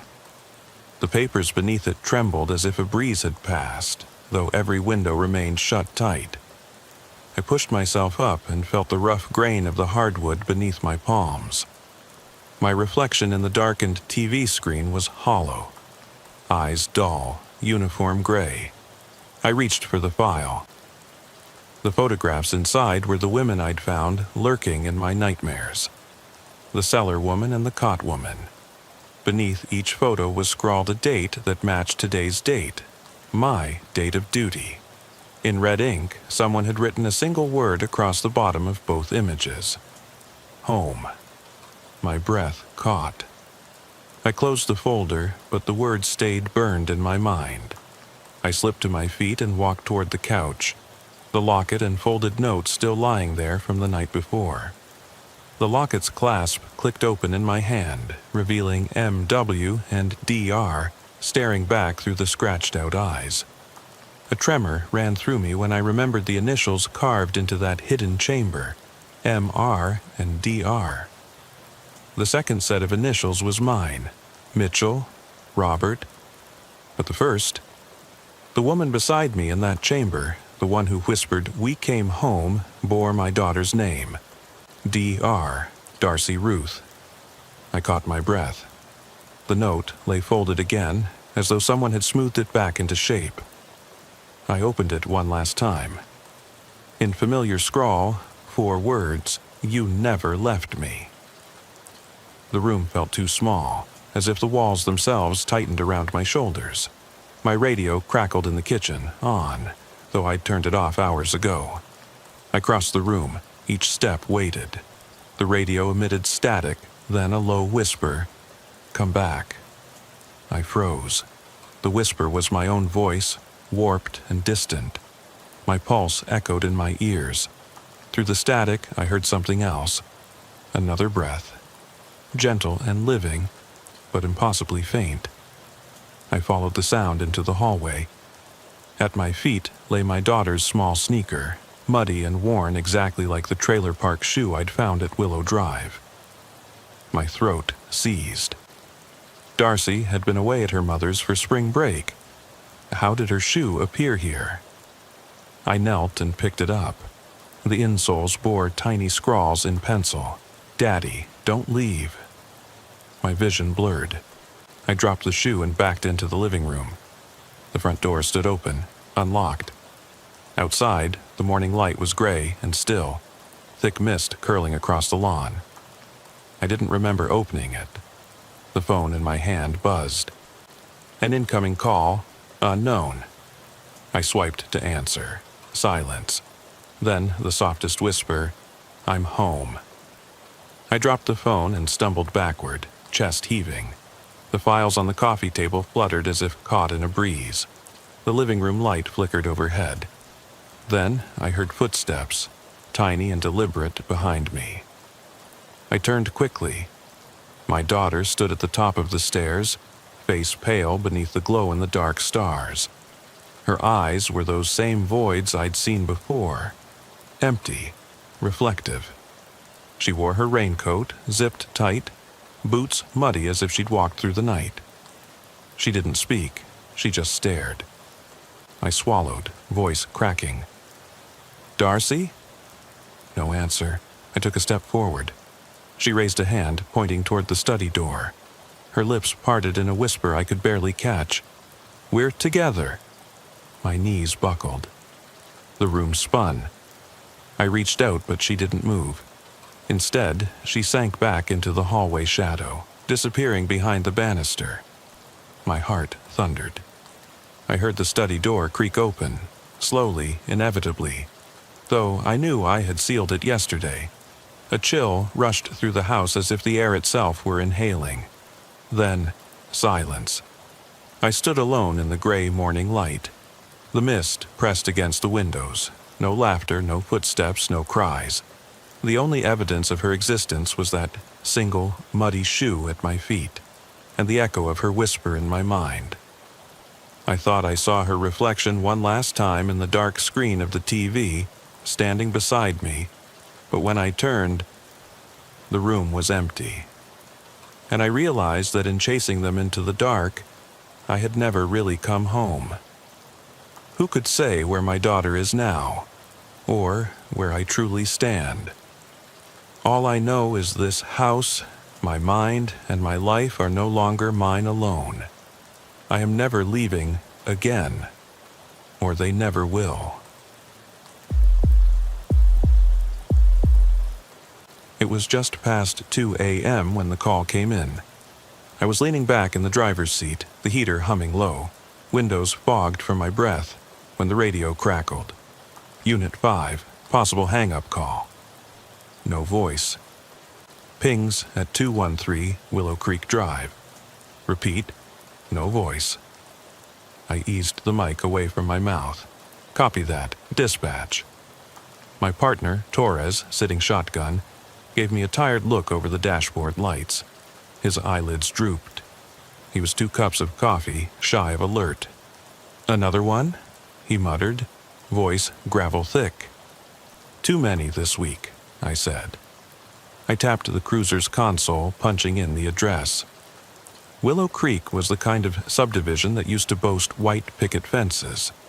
Now, half the lawns were overgrown, street lamps sputtering on rusted poles. We rolled down the road, tire treads humming on wet asphalt. Rain had tapered off, just enough drizzle to make the street gleam like a dark mirror. The trees arched overhead, their branches brushing against each other like fingernails. Sounds like a prank, Torres said. He glanced at the radio scanner, then back at me. His tone was casual, but I could hear the tension beneath. He was an old hand, 5 years on the force, and he knew better than to shrug off a silent 911. I nodded. Someone's in trouble. Could be a kid too scared to talk, or worse. My voice was low enough that even I had to listen closely. That's how these things start. Quiet and unassuming, until you're standing in the middle of something you can't explain. The GPS croaked a final turn, a narrow cul-de-sac with 4 houses, each dark as tombstones. Number 213 sat at the end, porch light flickering once, twice, then off. No traffic, no neighbor cars, just the soft hiss of recirculated radio static. I killed the engine. The cruiser fell silent except for the receiver's hum. I opened the door. Cold air hit me like a wall. I stepped onto damp grass, boots sinking slightly in the soft earth. Torres followed. He snapped on his flashlight and aimed it at the front window.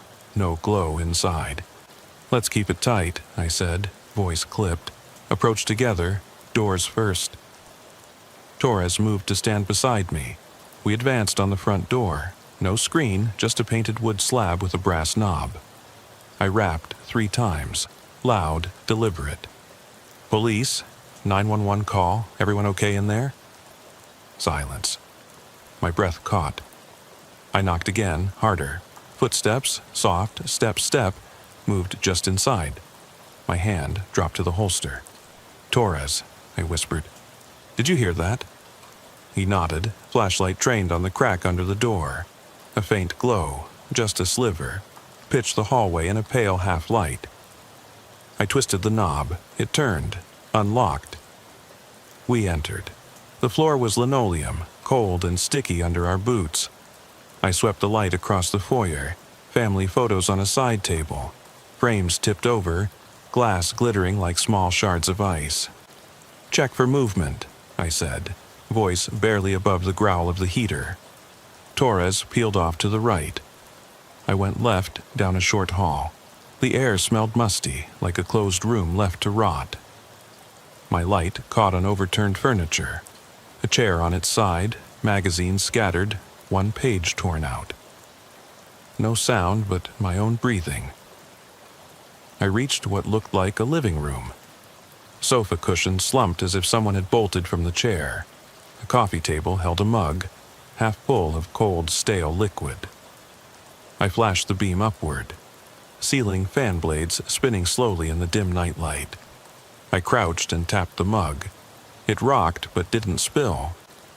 The surface was still. Footsteps behind me. I spun, flashlight jerking. Torres stood at the doorway, mouth half open. He pointed toward the window, tarped shut, yet shredded in one corner. Rainwater dripped through, forming a small puddle on the carpet. I swallowed hard. Windows cut. I checked the sash, several inches open. Someone was here. Torres keyed his mic. "Dispatch, this is Unit 5. We have forced entry signs at 213. No visual on any victim or suspect." Static crackled. "Copy, Unit 5. Backup en route."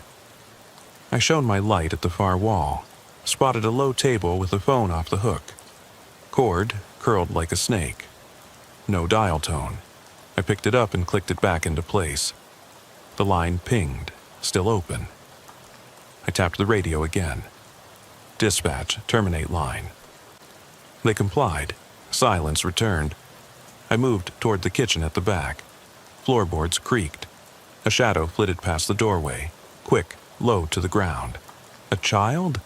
I froze. The figure vanished. Torres joined me by the sink.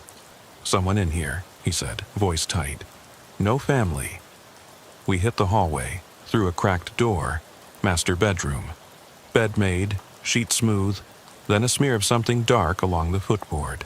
Like paint, but too thick, too deliberate. My heart thumped in my throat. I knelt and touched it. Sticky, cold. I flicked a corner with my gloved finger, deep red. I sucked in a breath. Blood. Before Torres could reply, something slammed in the next room, a bathroom door closing. We both jumped. My flashlight beam darted toward the sound. The door trembled, then rattled as if someone was pushing from the inside. "Open up!" Torres barked. Silence. Then a whisper, faint. "Help!" My chest tightened. If this was a kid, they were in trouble. If it was someone else... I tightened my grip on the light. I tried the handle. Locked. "Ram, lock," I said. I grabbed my radio, Unit 5 requesting breaching tool. Moments passed. The rattle stopped. I banged on the door. "Please, we're police. If there's someone in there, answer us." No response. Only the flood of my own breath. My eardrums felt full. Ramirez joined me at the door. He lifted his flashlight over my shoulder. We exchanged a look. Same fear, same resolve. With one swift shoulder, I rammed the door. It groaned, then gave. We surged inside. The room was empty. White tile floor, a sink cabinet, shower curtain drawn. Wet footprints led from the tub, across the tiles into darkness. My light caught on something by the wall. A small figure huddled, knees tucked to chest, back to us. "Police!" I whispered, voice cracking. The figure didn't move. My light revealed pale skin, eyes closed. I knelt, reached out. No breathing. I flipped it over. A doll. My hand stilled. It wore a raincoat identical to one I'd seen on a missing child poster months ago. Silence stretched. Then the doll's head turned, slowly, eyes painted red, glinting in my beam. I jumped back, heart in my throat.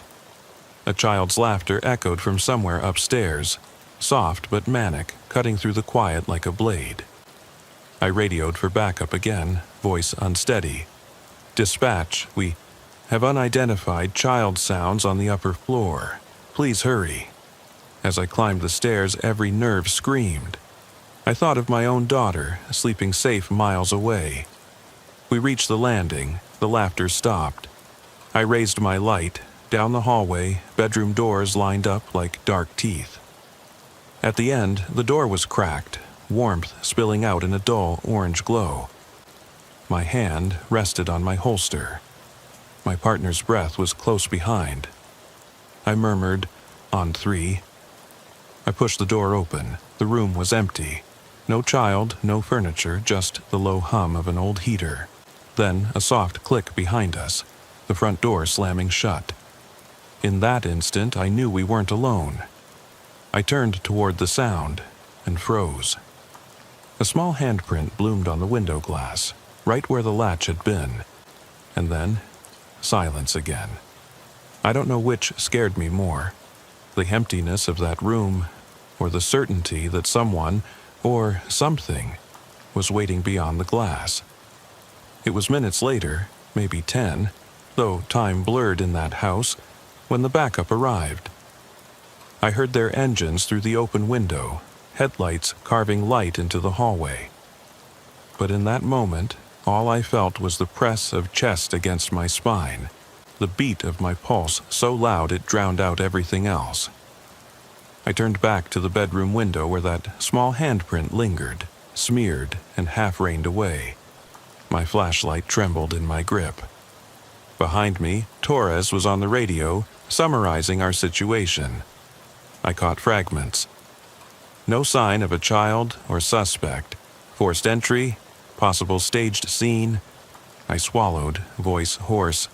Get a K9 on the perimeter. Sniff out anyone who slipped away. Outside the window, a ripple of movement, a flicker in the bushes. My heart leapt. I ducked, training the beam through the glass. Nothing. But then, from the darkness beyond, a child's face appeared for a heartbeat, pale, eyes wide, lips pressed together, then gone. I slammed into the glass, breath fogging the pain. "Hey, come out!" My shout echoed through the empty street beyond. The backup cruisers cast long shadows against the trailer walls. Radio static. "Lieutenant," Torres said beside me, keeping low. "Command wants an evac. No one in here until we clear it." I exhaled, forcing calm. Understood. But I didn't step away, not yet. My legs felt rooted to the floor. Something in that room was alive, something I couldn't see. Torres touched my arm. "We need the perimeter secured first." He jerked his head toward the bedroom door, still cracked. That thing might be in there. I nodded and moved toward the door again. Each step was measured, my flashlight carving a swath of light through the gloom. On the carpet lay scattered toys, a broken action figure, a plastic truck missing an axle, a puzzle piece painted red on one edge. No rhyme or reason, unless it was a message. I crouched to inspect the puzzle piece. It was heavy in my hand, weighty like it meant something more than mere debris. I turned it over. On the back, scratch marks. I thought I recognized the pattern, like a child scrawled in a panic. But I couldn't make sense of it in the wavering beam. The bedroom door creaked. I straightened, hand at the doorframe. "Torres?" I called. His reply was a whisper. "Down the hall." I'm checking the next room. His flashlight swept past me and vanished into darkness. I took another step and caught a glimpse. Something crouched behind the dresser, shifting. I jerked my beam toward it. Nothing. But the air changed, grew colder despite the heater humming somewhere deep in the house. My radio spat static. "Unit 5, Lieutenant. Perimeter is secured. All K9 teams in place." I tapped the mic. "Roger that, send them in." Footsteps approached outside, on the other side of the window. I trained my light there, no silhouette, but the bushes rustled again. The dog handler's voice, "K9 Team 3, ready." Then a low bark. The dog's nails tapped concrete, then silence. I turned back inside. The puzzle piece warmed in my palm. I slipped it into my pocket as I approached the dresser. footsteps echoing behind me. As I cleared it, the drawers were empty. Not a sock, not a shirt, just dust. Yet the carpet beneath was clean, almost polished, as if someone stepped there constantly. Ahead, the closet door stood slightly ajar. The gap was narrow, but I caught the gleam of metal. Knife? I swallowed hard. I knew this scene. Someone lured me in, stage-managed my every move. My breath clouded before me. I reached the closet. My gloved fingers wrapped the handle. One firm pull. The door swung inward, empty. Hangers swinging on the rod, one missing. My heart sank. A second missing. I counted them slowly. 5 empty hangers. One of them used for coats, but gone now. A whisper of movement behind me. I spun. Torres was there, eyes wide. He pointed behind me, to the open doorway where the child's laughter had bounced off the walls earlier. Now, the hallway was dark, but at the far end, something shifted. I swallowed. "Rabbit?" Torres said, using our code. "Suspect is mobile." I flicked on my radio. "All units, suspect is loose inside. Proceed with caution." Static crackled. "Copy." Torres' hand closed on my shoulder. "We need to clear out. This is bigger than a simple call." I nodded and moved to the door, but paused. The sound of soft breathing filled the room, so close it felt at my ear. I turned slowly. Nothing. But on the floor, at the base of the closet, lay a single child's shoe. Yellow, scuffed, Velcro strap undone. My mind flashed to missing child reports last month. A 9-year-old girl, vanished without a trace. Her shoe found in these same woods. I crouched. My flashlight revealed scuff marks on the wooden floor, leading out of the closet and down the hallway toward the master bathroom. The same bathroom where we'd found that doll earlier. I whispered, "Torres, look at this." He crouched beside me, his face paled. That's her shoe." Footsteps thundered on the stairs outside. The K-9 team moving in. I knew they'd find footprints. Maybe drop the lead on a scent. Maybe flush out whoever's hiding. But I also knew, even if we caught someone tonight, we wouldn't know the whole truth. I stood, voice steady despite the fear knotting my gut. "Let's move." As we left the bedroom, the atmosphere changed. The stale mustiness giving way to something metallic, like anticipation. The hallway seemed longer now. Endless. Doors lining each side, shadows pooling beneath them. My flashlight beam quivered as I approached the bathroom door. Torres gripped his weapon tighter. On 3, we kicked it open. Inside, steam billowed from the shower. The curtain closed. A pair of tiny footprints marked the tile floor. They ended at the door, not a single print beyond. I cursed low, radioing for the entry team. Unit 5, possible juvenile suspect. Last seen heading down the hall, proceed room to room. Behind us, the K-9 team's barks grew loud.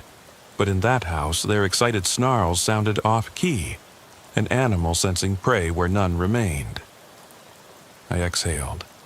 The shoe in my coat pocket felt like a tombstone. I stared at the footprints, at the steam rising and twisting under the light. Then silence, because she wasn't there. And I knew, no matter how many dogs, how many officers, we'd never shake the feeling that something was watching from those darkened rooms.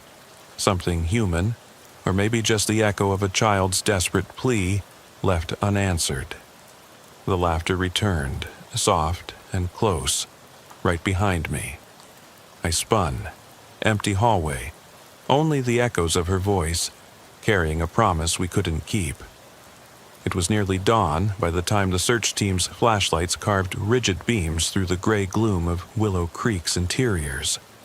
I stood at the threshold of the hallway, rainwater dripping from my coat onto worn carpet, my boots heavy against the floorboard seams.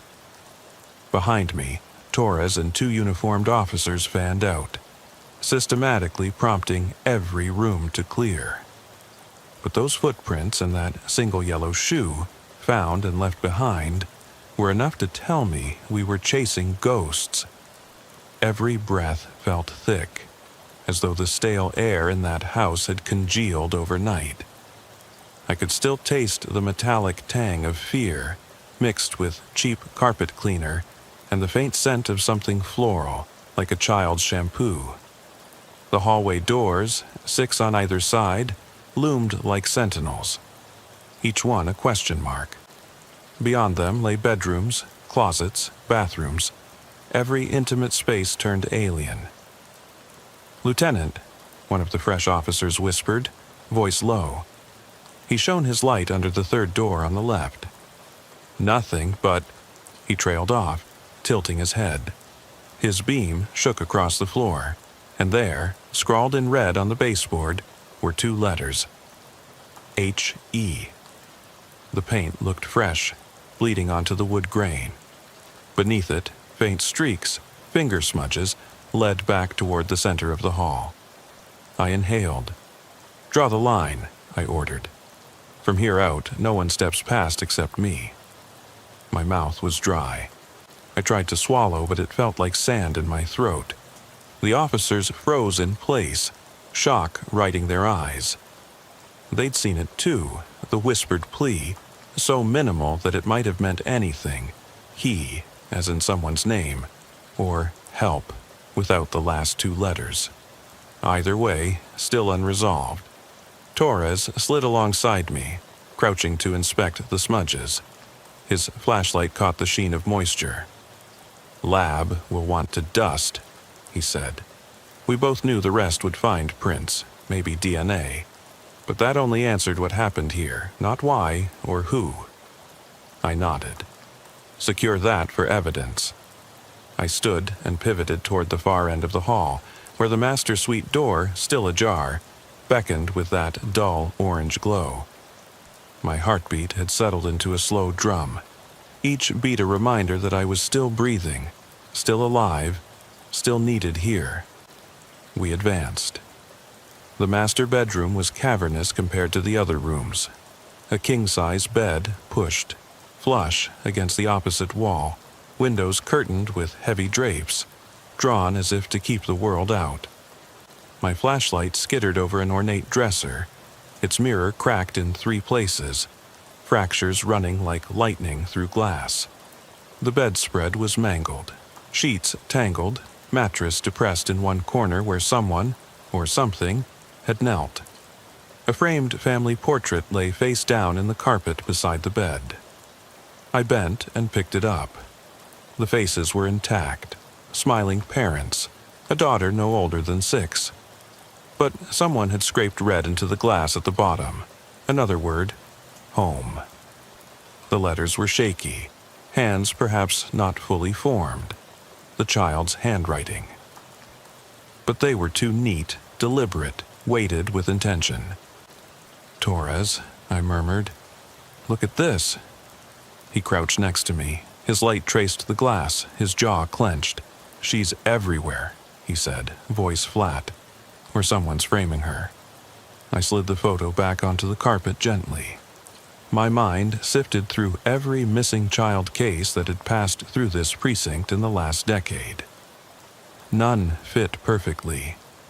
No female, 6 years old, named whatever the girl's name was, matching the photograph. Either it was old, from a previous generation, or an elaborate fabrication.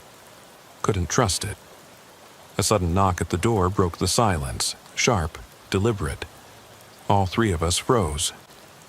The rapping came again, once, twice, then a firm pause, and a soft voice. "Lieutenant? Are you in there?" It was the canine handler, his tone professional, but the edge in his voice gave him away. He'd found something. I called back, doors unlocked. "Come in." The handler, Sergeant Mills, slipped inside with canine off-leash. His German Shepherd, Rex, nose to the ground, methodically circled the bed, pausing as if listening. Rex's ears flattened. He barked once, short, urgent, then bolted out the door. "Rex?"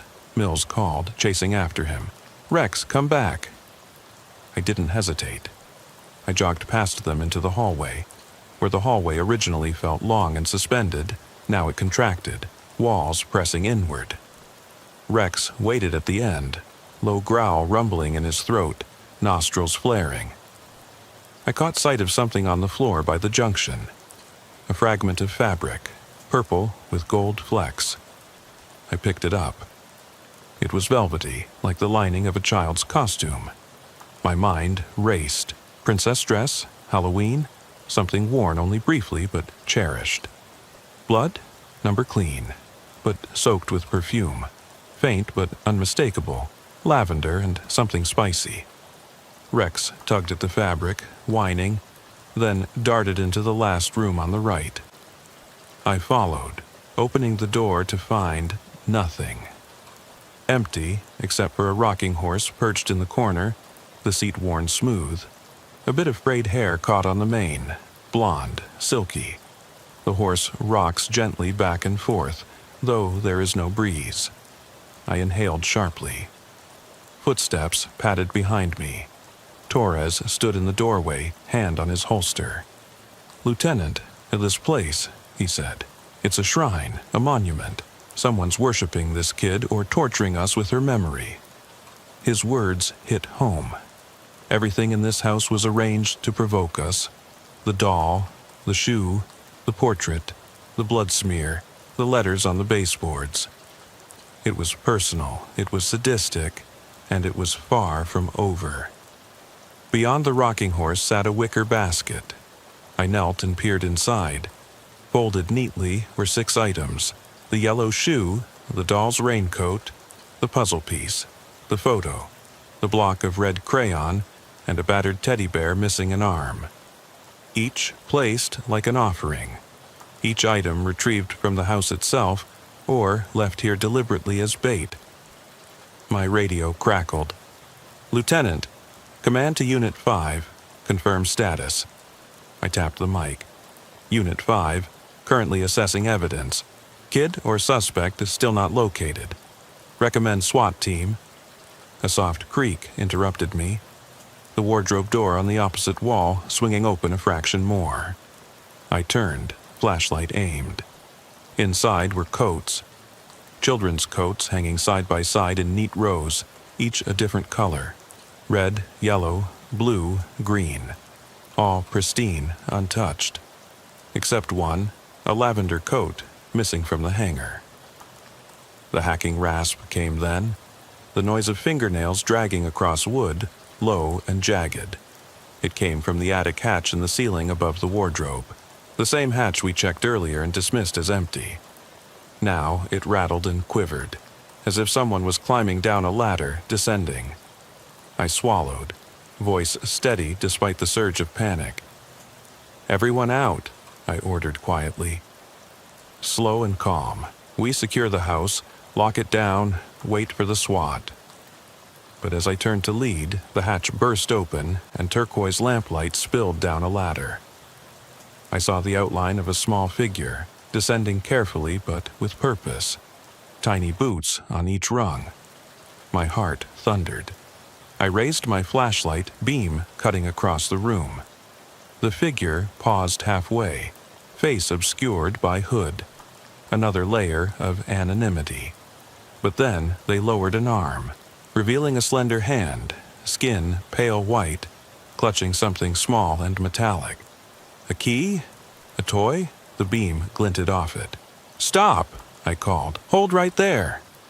Torres and the others surged forward, weapons drawn.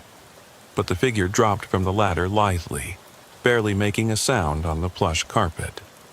They fled down the hallway, moving too fast, too deliberately to be scared. The hatch slammed shut. We chased. Tiresome chase. Echoes in the corridor. Doors flung open, empty rooms whirling past. The figure vanished at the end of the hall, through the door that led back to the living room, the space where we first entered the house. We piled through that door, but found only overturned chairs and the half-cracked coffee table. Then I saw it. The main front door, wide open, daylight pouring in. The figure was gone. No sign of boots, no smear of footprints. Nothing but that key-like glint on the threshold, left behind or dropped. I reached down and picked it up.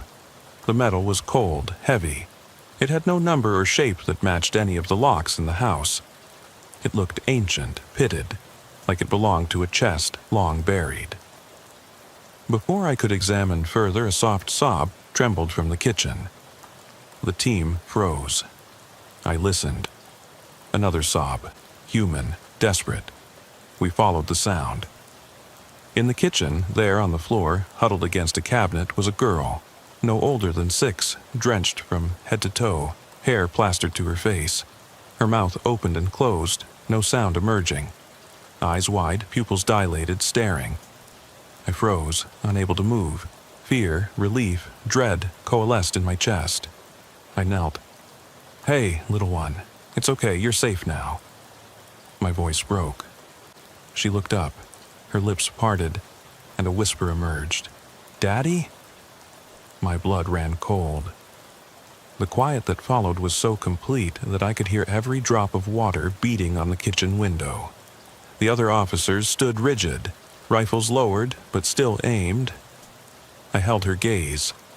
Her eyes were glassy but bright, unblinking.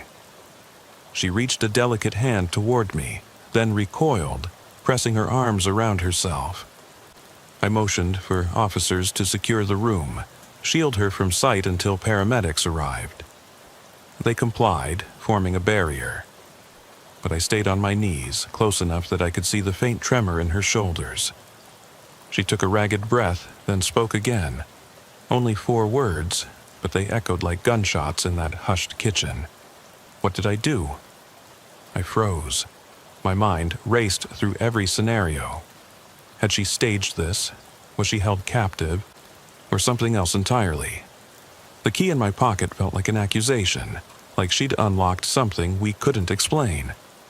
I whispered back, voice raw, "Nothing. I promise, you did nothing."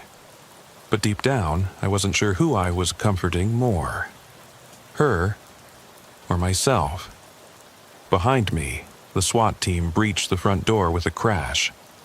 Rifles at the ready, they swept through, securing the house end to end. The paramedics arrived, gentle but urgent, guiding the girl onto a stretcher. As they carried her out, she looked back through the kitchen doorway. Her eyes locked with mine. For a moment, I saw recognition. Then confusion, as though she didn't understand why I was there, covered in rain, gripping that strange key. She mouthed something. No sound, just movement. I leaned in until her lips were an inch from my ear. "Still here?" And then she was gone, carried out into the morning light, the team parts behind her. The front door thudded shut. I sank against the cabinet, staring at the empty doorway. The key in my pocket pulsed against my thigh.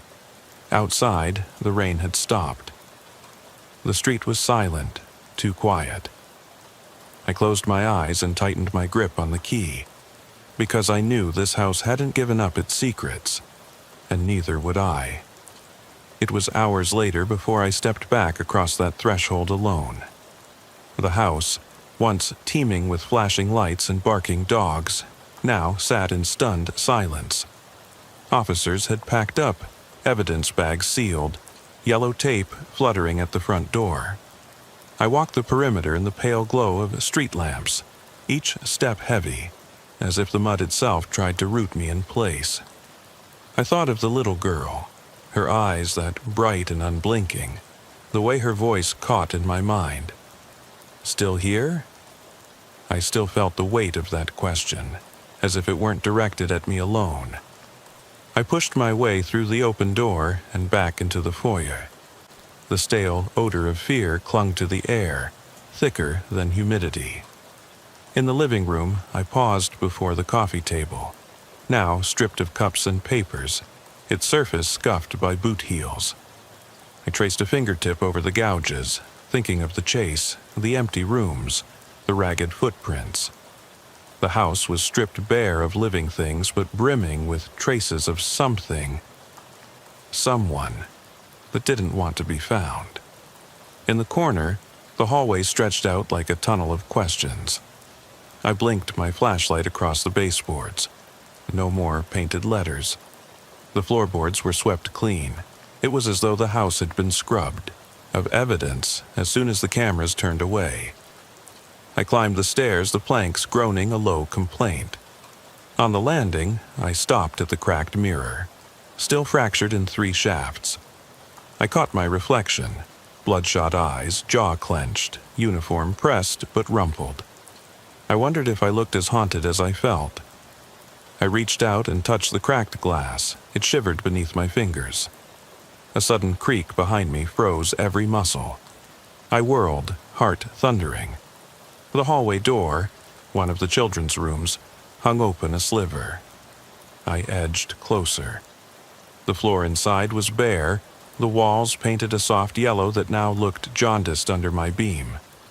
The closet door was closed. From inside came a faint thump, thump, as if something small tapped against the wood. "Lieutenant?" Torres's voice drifted through the landing. He appeared at the top of the stairs, silhouetted. "I thought you cleared the second floor." I swallowed. "There's something." I gestured toward the closet. He joined me and tested the handle. Locked. "You sure?" I nodded. He produced a key ring. Among them, the strange pitted key left behind. He held it up. "Worth a try?" My fingers trembled as I took it and slipped it into the lock. The click was loud in the hush. I twisted, door swung inward. Empty. A row of hangers, no coats, swung gently, though there was no breeze. But pinned to the back wall, tape yellowed and curling, was a single photograph. The little girl. Her raincoat was the same lavender hue. She stood in front of this very house, smiling brightly, eyes shining. A date scrawled across the bottom. October 14th, 2009. 16 years ago. I pressed my hand over my mouth. Torres shone his flashlight across the floor. Footprints, fresh but smudged, leading from the closet into the corner. I crouched, examining them. Bare footprints, small toes splayed. They vanished beneath the bed. Torres exhaled. "This isn't just a call, it's a message." I rose slowly. Someone, something, has been here before us, watched us, knows exactly where to place these things. We left the closet and cleared that bedroom. In the next, I found a child's table, chairs upturned, coloring books scattered, pages filled with pictures of houses, some intact, some drawn with jagged lines, windows blackened. One picture showed a family standing outside, father, mother, daughter. The daughter was crossed out. My heart pounded. I gathered the drawings into an evidence bag. Another piece of the puzzle, but the pieces didn't add up, or they added up to something I refused to believe. Downstairs, the kitchen light burned low. Paramedics and child services workers gone, leaving bit cups of cold coffee on the counter. I slid onto a stool, head in my hands. The house groaned around me. Protestations of settling wood, or maybe something more. Torres handed me a cup. Neither of us touched it. We just weighed the silence. "Do you think she's still here?" he asked quietly. I stared at the counter. "In a way. That little girl, she's the architect of this nightmare." He nodded. "And we're the guests she invited." I rose, replacing the cup. "We need to find out who she was, who the family was that lived here in 2009, their names, everything." Torres met my gaze. "I'll start digging with records, but, Lieutenant, what if she's not alive?" I swallowed. "Then we find what remains. We bring it into the light." He hesitated, then nodded. Together, we filed out through the front door, leaving the house to its shadows. Outside, dawn was breaking, a pale streak across heavy clouds. The world beyond the tape felt distant, too bright, too mundane. I watched as the forensic van pulled up, technicians unloading gear. Cameras flashed. The scene would be catalogued, processed, turned into reports. But the house had more stories than any report could hold. I turned away, pulling the pitted key from my pocket. Its metal was cold and pitted with age, grainy under my thumb. I uncurled it, studying the ridges. Not like any house key, more like a trunk key, maybe from an attic chest, or a crypt. "Lieutenant," Torres called, "I've got something." He jogged over, waving a file folder. There was a Marion family at 213 Willow Creek. Marion, Gregory, and their daughter Eleanor moved out in December 2009. My pulse quickened. Eleanor Marion, that was her name. He continued. They left suddenly, no forwarding address. Neighbors said they just packed up in the night. Phone disconnected. Utilities cut, never heard from again. I clenched the folder. Photos of a smiling family. Eleanor in pigtails at a pink-painted table. Her eyes bright like the raincoat in my mind. I swallowed the lump in my throat. Torres laid a hand on my shoulder. "What do you want to do?" I raised my eyes to the house. Its dark windows stared back, impassive. We go in. Again, we find every trace of Eleanor Marion. He nodded. SWAT's still securing. We can get in before they finish. I turned the key in my fingers, closed my fist around it. And we unlock this mystery, whatever it takes. As we crossed back through the threshold, the house seemed to inhale around us. The air grew heavy, expectant. I felt the weight of unseen eyes, and for a moment I hesitated. Then I strode forward, because I owed Eleanor Marion not just answers but justice for the silence she endured, and I would not leave until her story was told. It was mid-afternoon when I re-entered 213 Willow Creek alone, the air stale and heavy as if the walls themselves refused to exhale. The forensic team had left behind only the bare essentials: yellow tape tacked across door frames, numbered placards on the floor, and that strange key now dangling from my belt. I flicked on my flashlight. Its beam carved a narrow tunnel through gloom, illuminating floating dust motes that drifted like silent witnesses. I moved toward the basement door, tucked beneath the staircase, one of those unassuming panels you'd overlook on a casual walk-through. The key fit smoothly into the ancient lock. I turned it and heard the tumblers shift.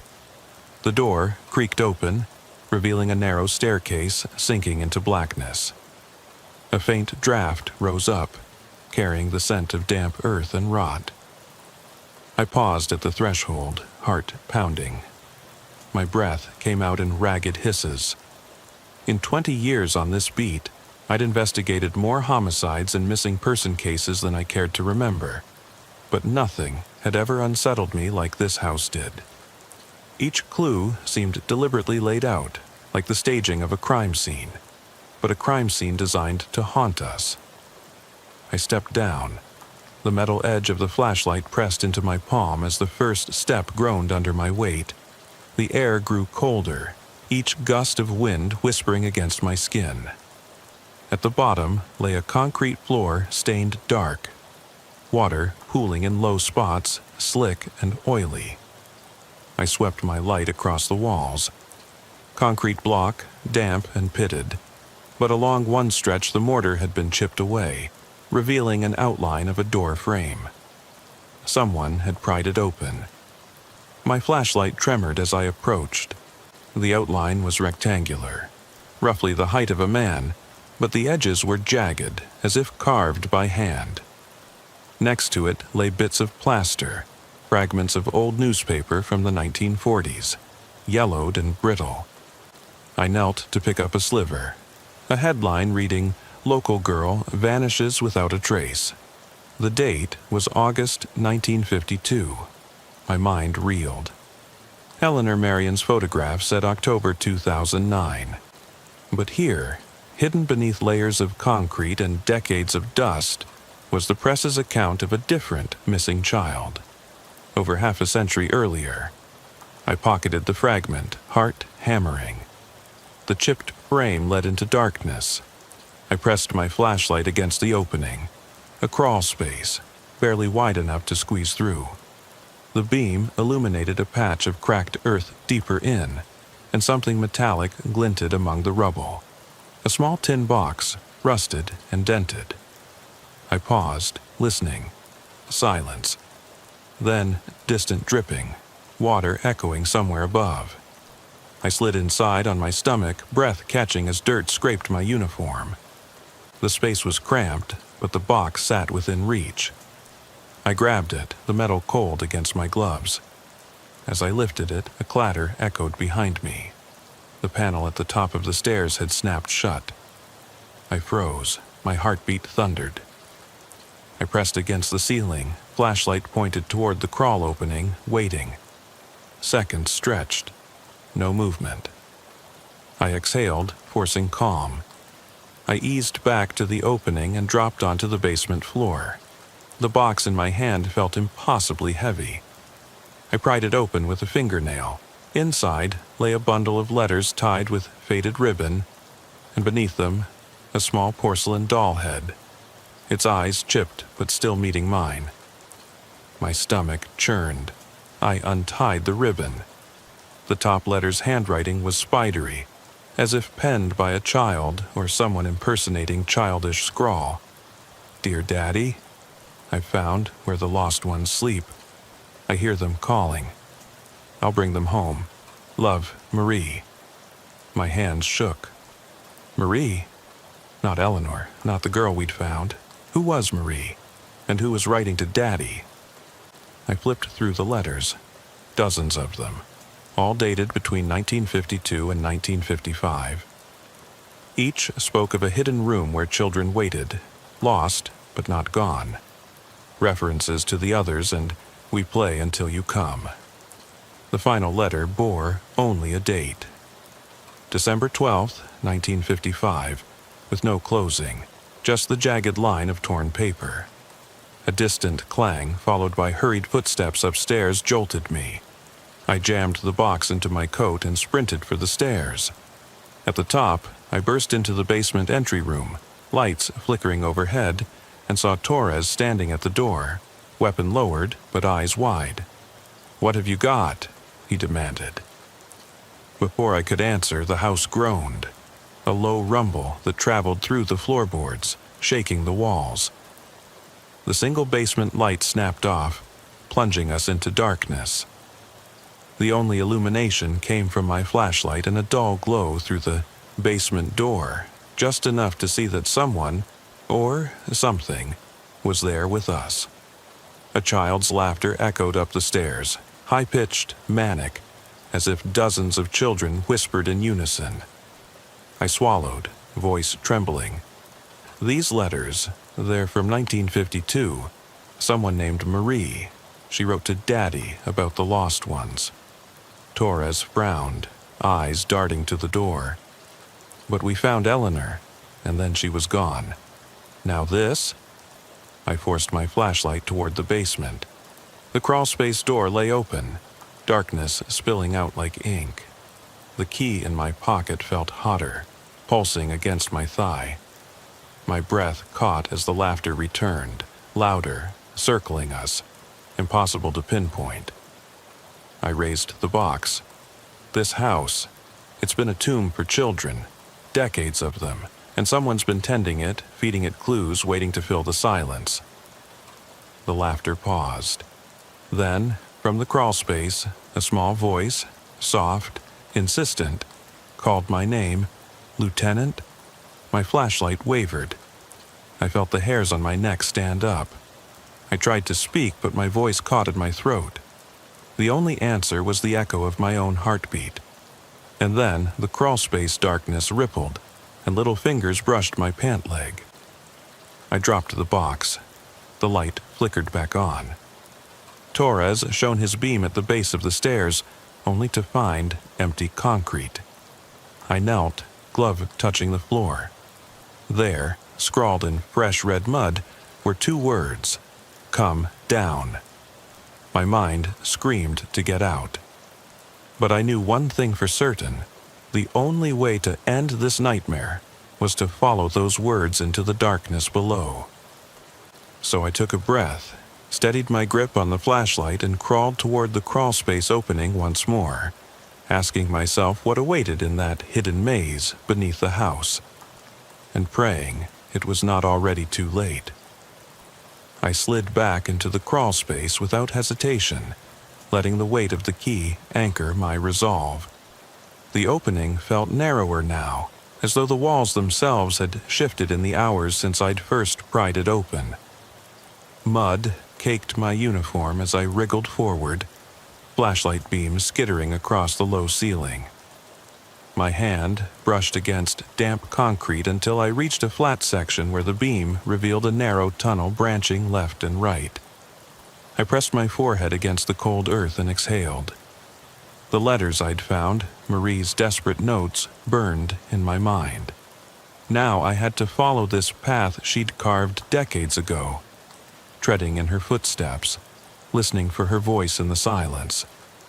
I moved left first, the crawl tight, walls damp, water dripping steadily but faintly. The beam caught on splinters of wood embedded in the concrete, remnants of old framing that once led to a room long since sealed. I paused where the beam fell on graffiti scrawled in red clay, a child's scrawl, 2 words, "Still here." My pulse hammered. I pressed forward, leaving that message behind me. The tunnel curved, and I emerged into a low-ceilinged chamber, barely larger than a closet, lined with unpainted studs and dusty insulation. In the center sat a rusted tin lantern, its glass cracked but intact. I knelt and lit it with a match, the flame winking to life and illuminating a dozen small wooden shelves built into the walls. On each shelf lay an object: a single child's shoe, a broken toy soldier, a rusted music box, a yellowed photograph of another little girl in pigtails. My throat tightened. Every item was a relic, lost possessions of children who had vanished, their stories buried in this hidden crypt. Names etched on some: Joey, 1963, Mara, 1978, Simon, 1992. And at the end, taped in place, a final portrait of Marie herself, smiling shyly against the bare concrete, eyes bright. I picked up the music box, wound its key, and the tin gears clicked. A warped melody played, faint, wavering, like a child's lullaby half remembered. The notes echoed in the chamber, and I felt a chill as the beam played over small footprints imprinted in the dusty floor, leading deeper into darkness. My breath hitched. I followed them, lantern in one hand, key in the other. The tunnel narrowed again, then opened into a larger corridor braced with old timber beams. The smell was stronger here, earthy, clinging, as if the soil held memories. Every step echoed. Halfway down the corridor, the lantern light caught movement, a flicker of white. I froze. The shape resolved into a small door inset flush with the wall, hinges rusted. No handle. But above it, carved in the wood, I saw initials: E.M., Eleanor Marion. I knelt and felt along the edges until my fingers found a slight notch. I pressed, and the door swung inward on creaking hinges. Inside was a shallow alcove, lined with yellowed letters stacked neatly. I picked up the top envelope, addressed simply, "To Daddy, from Eleanor." Inside was a single photograph. Eleanor standing beside Marie in that same crawlspace lantern light, both beaming, 2 girls decades apart. My heart clenched. An impossible connection. Children from 1952 and 2009, bound by this hidden chamber. I rifled through the letters, each addressed to Daddy, telling of games played, others found, promises made to never leave again. Rumors in the notes that others were coming home soon, that Marie had seen them, heard them, and waited to lead them out. A distant rumble vibrated through the corridor. The ground shifted. I swallowed and looked back the way I'd come. Only darkness stared. The tunnel entrance had collapsed, a wall of dirt and stone where I'd emerged. My lantern light trembled. I pounded on the wall. No response. Panic slithered up my spine. I turned back toward the small door. At my feet lay the portrait of Marie and Eleanor, one in sepia, one in color, girls frozen in time, smiling up at me. The letters rustled, and a soft whisper brushed my ear. "Come, join us." The lantern guttered. I dropped the photograph and yanked at the key on my belt. It caught on the lantern hook, slipping free with a clink. The light steadied, and in that glow I saw movement at the far end of the corridor. Tiny footprints again, circling, receding. A small handprint blossomed on the wall above the alcove, smudged crimson clay spelling. "Stay." I exhaled, chest tight. Every fiber urged me to flee, but the notes, the portraits, the toys, they all demanded closure. To leave was to abandon them again. I squared my shoulders, lifted the lantern higher, and stepped into the corridor toward the footprints, toward the echo of children's laughter, determined to find the heart of this hidden city of the lost and bring it into the light, once and for all. Behind me, the wall shifted slightly, like a slow exhale, and I heard, unmistakable, a child's single voice, "Thank you for coming." I pressed forward into the corridor, each step guided by the lantern's flicker and the echo of tiny footsteps that led me ever onward. The low hum of my blood in my ears seemed to merge with distant whispers of children's laughter, and instead of fear, I felt a strange determination.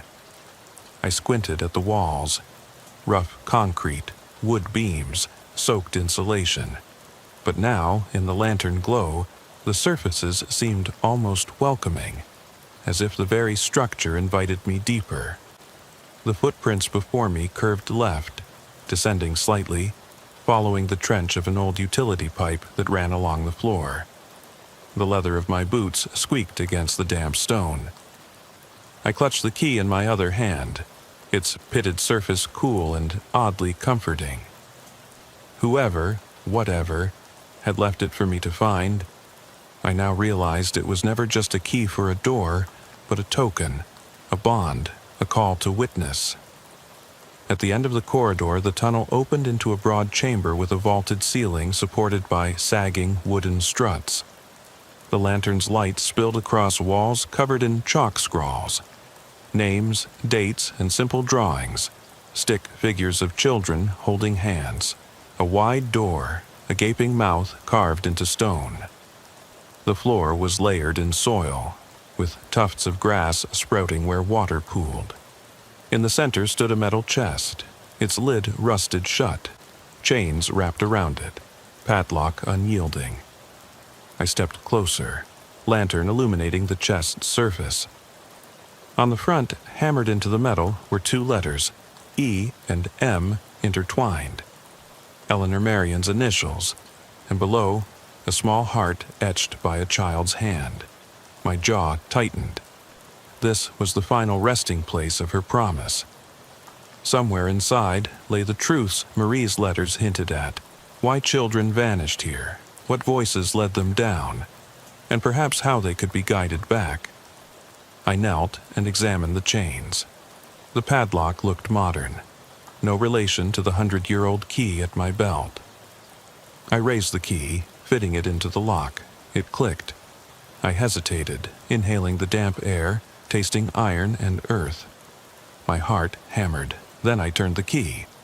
The padlock fell open with a clang that reverberated through the chamber. I lifted the lid. Inside lay a collection of items.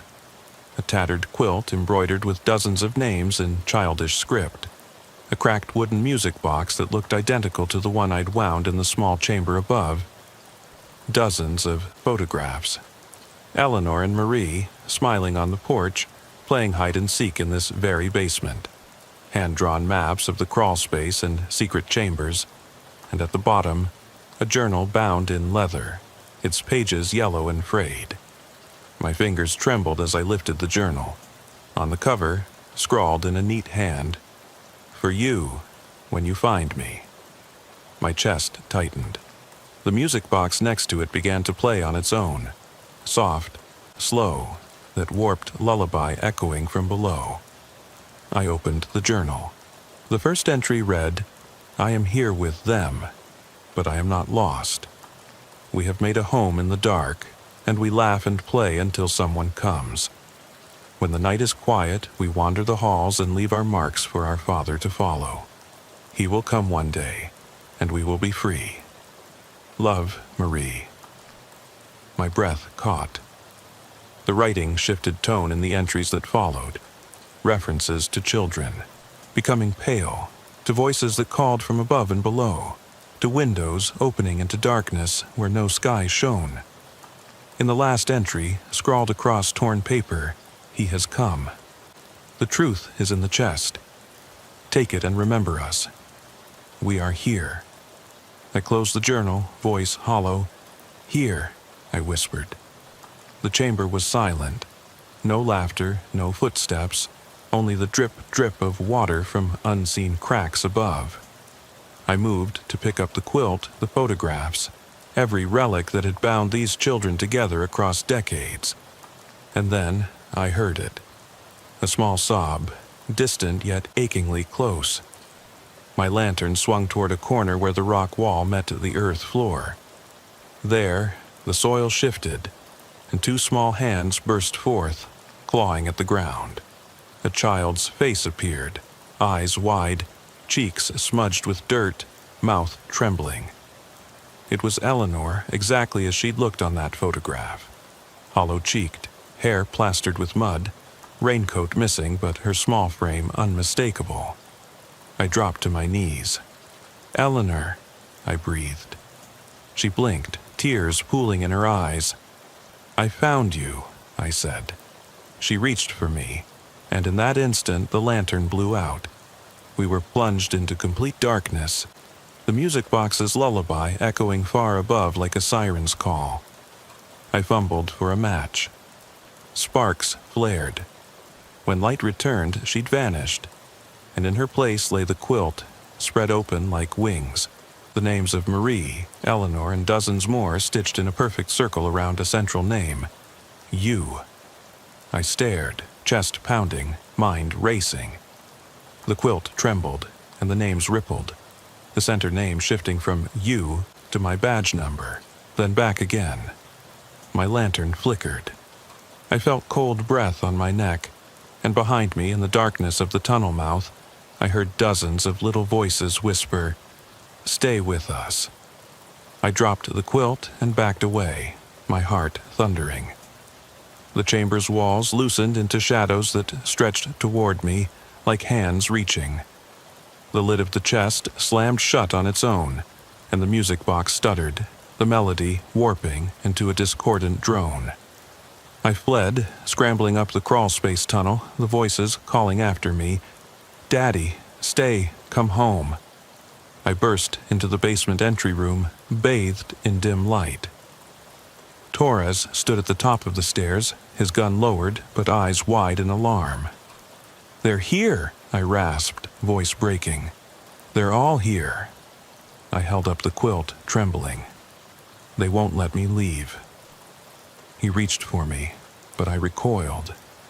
The basement door slammed behind me, the rumble of earth filling the air. The lights flickered and died, plunging us into darkness. Only the glow of my lantern remained, casting long, dancing shadows. In that dying light, I saw dozens of pale faces emerge from the walls. Children's faces, smiling with empty eyes. They pressed forward, silent but insistent.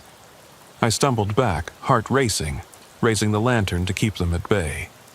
And then a single voice, clear above the whispering tide. "Thank you for coming home, Daddy." My breath caught. I realized, with a cold strike of terror, that the children had never vanished. They had merely gone home. Here, in this buried place where darkness was friendship and time had no meaning. I dropped the lantern. Its flame spluttered out.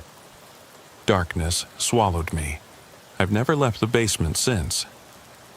And now I wonder if I ever will. I was 3 hours into the graveyard shift, parked under a flickering street lamp on Holloway Road, when dispatch broke the silence with that open line. No call signal, just the soft click of TalkPath opening and closing, then a single, ragged breath. Nothing else. I thumbed the mic. "Dispatcher, Unit 58, you got anything on that line?" Only static answered. I waited. A second ragged inhale, then silence. I cut the motor and stepped out, boots crunching over gravel. The beam from my flashlight sliced through the dark, catching rows of closed storefronts and a lone payphone that hadn't rung in decades. Somewhere, beyond the gutter, a rat skittered, and I wondered if that breath had belonged to something small, or something dangerously human. The address pinged as the old Anderson house, 3 doors down from the shuttered cafe. Nobody lived there. The place had been vacant for years. Boarded windows, wild vines strangling the porch. Reports said squatters sometimes set up camp in the back rooms. Maybe they'd pulled the handset off some ancient wiring. But why call 911 only to breathe and hang up? I slid under the board blocking the front door, the wood splintering under my weight. My light caught peeling wallpaper patterned with faded roses, and I felt that old officer's tingle, like stepping into someone else's nightmare. The beam found footprints in the dust, muddy and fresh, leading up the hallway. No echo of conversation, no television droning, just my own ragged breath and the quiet hum of the police radio in my jacket pocket. At the end of the hall, the kitchen door stood ajar. I pushed it open. The sink was filled with stale water, stained a deep rust color. A single chair lay on its side in the center of the room. I crouched, checking for prints on the linoleum floor. The mud was dry now, barely visible, but the pattern matched the boot I wore, as if someone had been following me. My heart kicked up. I slipped the radio mic from my collar. "Dispatch, house clear for entry. No sign of a caller yet. I'm moving to the rear door." No reply. That open line call must have dropped before dispatch even registered it. I gripped my flashlight tighter and edged toward the back of the house. Outside, the night pressed in, thick and alive with unseen movement. The full moon sunk behind clouds, stealing what little light I'd had. At the back porch, I heard it.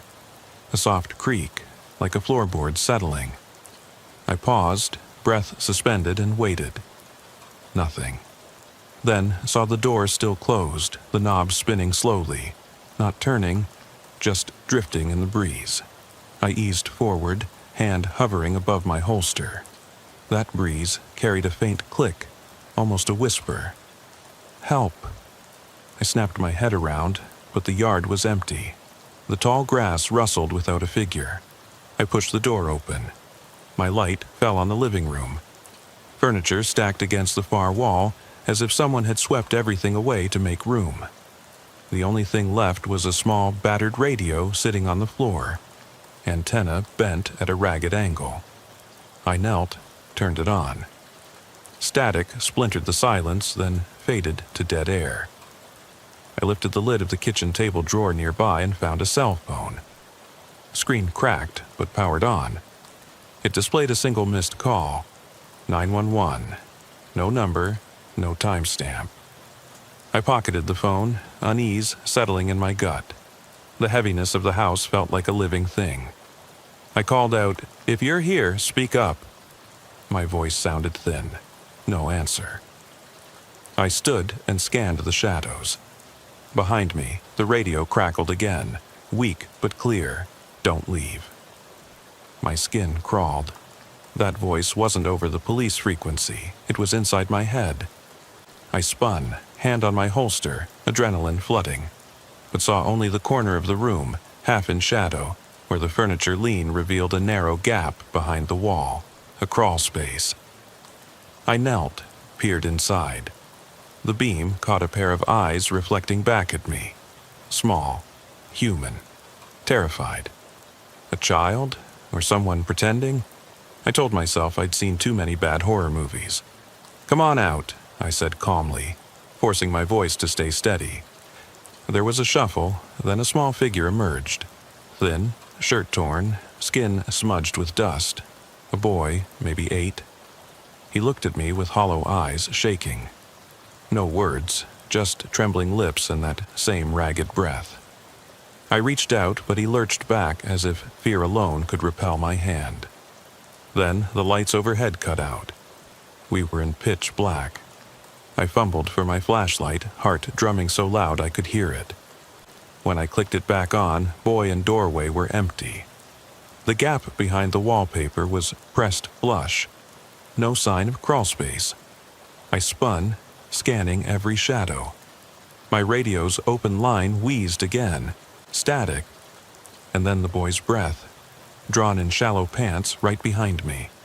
I whirled, and the porch door slammed shut upstairs. I froze, barely daring to move. Upstairs, where I'd already checked.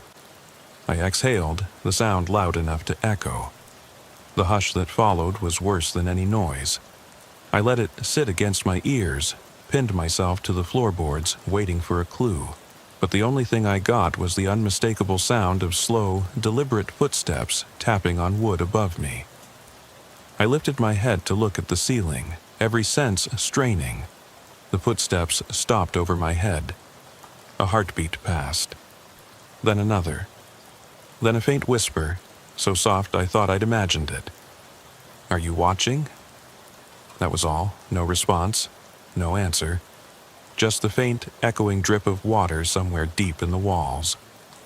I swallowed, caught my radio in one hand, flashlight in the other. My mouth went dry. I realized I had no backup en route, no idea who I'd just seen or what that phone call really was. And nothing in the report would ever prepare me for what happened next. I looked up at the ceiling again, breath caught in my throat, and waited.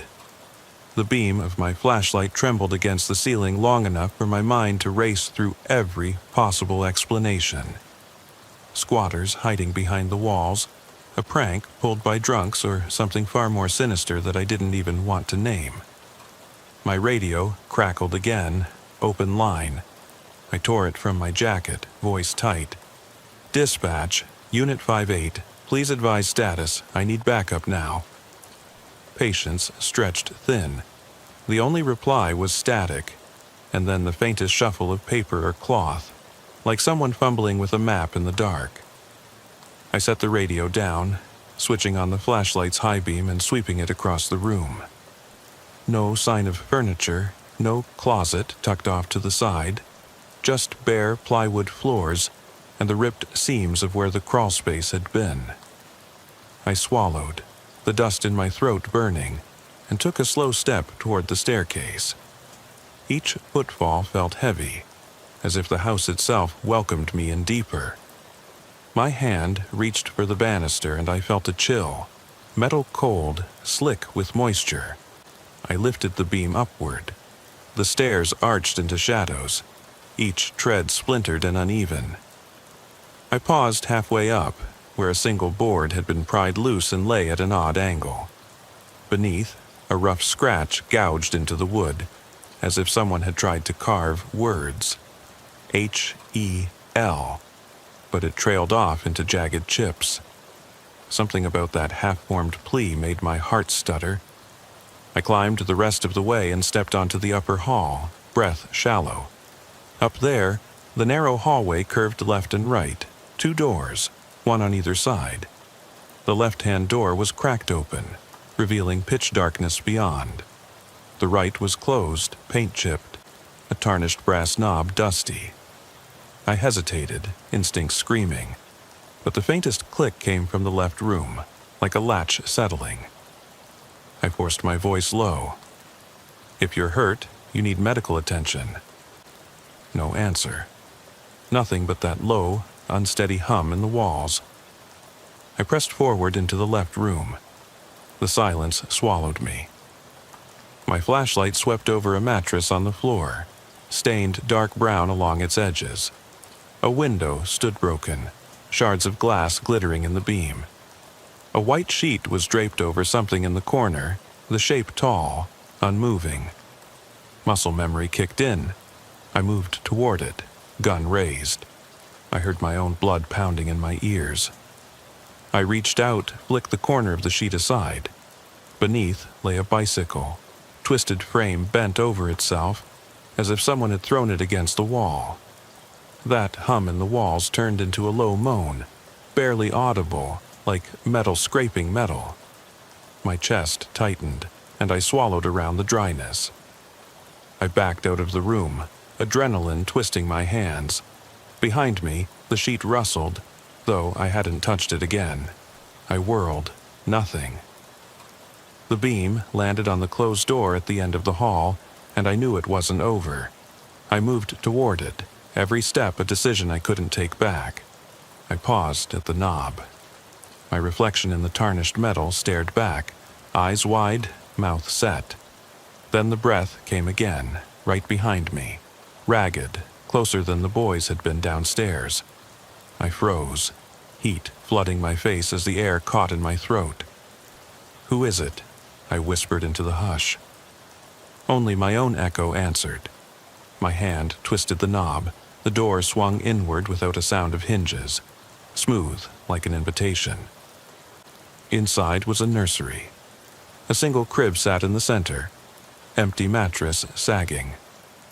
Toys lay scattered across the floor, a ragged teddy bear missing an eye, wooden blocks spelling out something in faded letters that couldn't quite be read.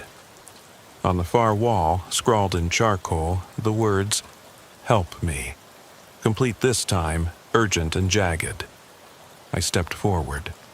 My flashlight bounced from the crib to the writing, and I realized something was off. The blocks on the floor spelled out the same word. Every toy pointed toward the crib. I swallowed, hand trembling on my radio, but I didn't speak. I didn't want to break the fragile thread of silence the house had woven. Then the crib's side latch clicked as if released. I moved in, breathing slow to keep from alerting whoever, or whatever, might be inside. The mattress dipped like weight settling onto springs. I shone the light in. Empty. No child, no body, nothing. Just the imprint of someone's small shape pressed into the sagging fabric. My heart hammered so loud I thought it might be mistaken for footsteps. My blood pounded in my ears. I lifted the edge of the mattress and found a folded photograph taped underneath. An older man in uniform, smile tight, arm around a little girl with braids. On the back, in a child's scrawl, "Daddy, come home."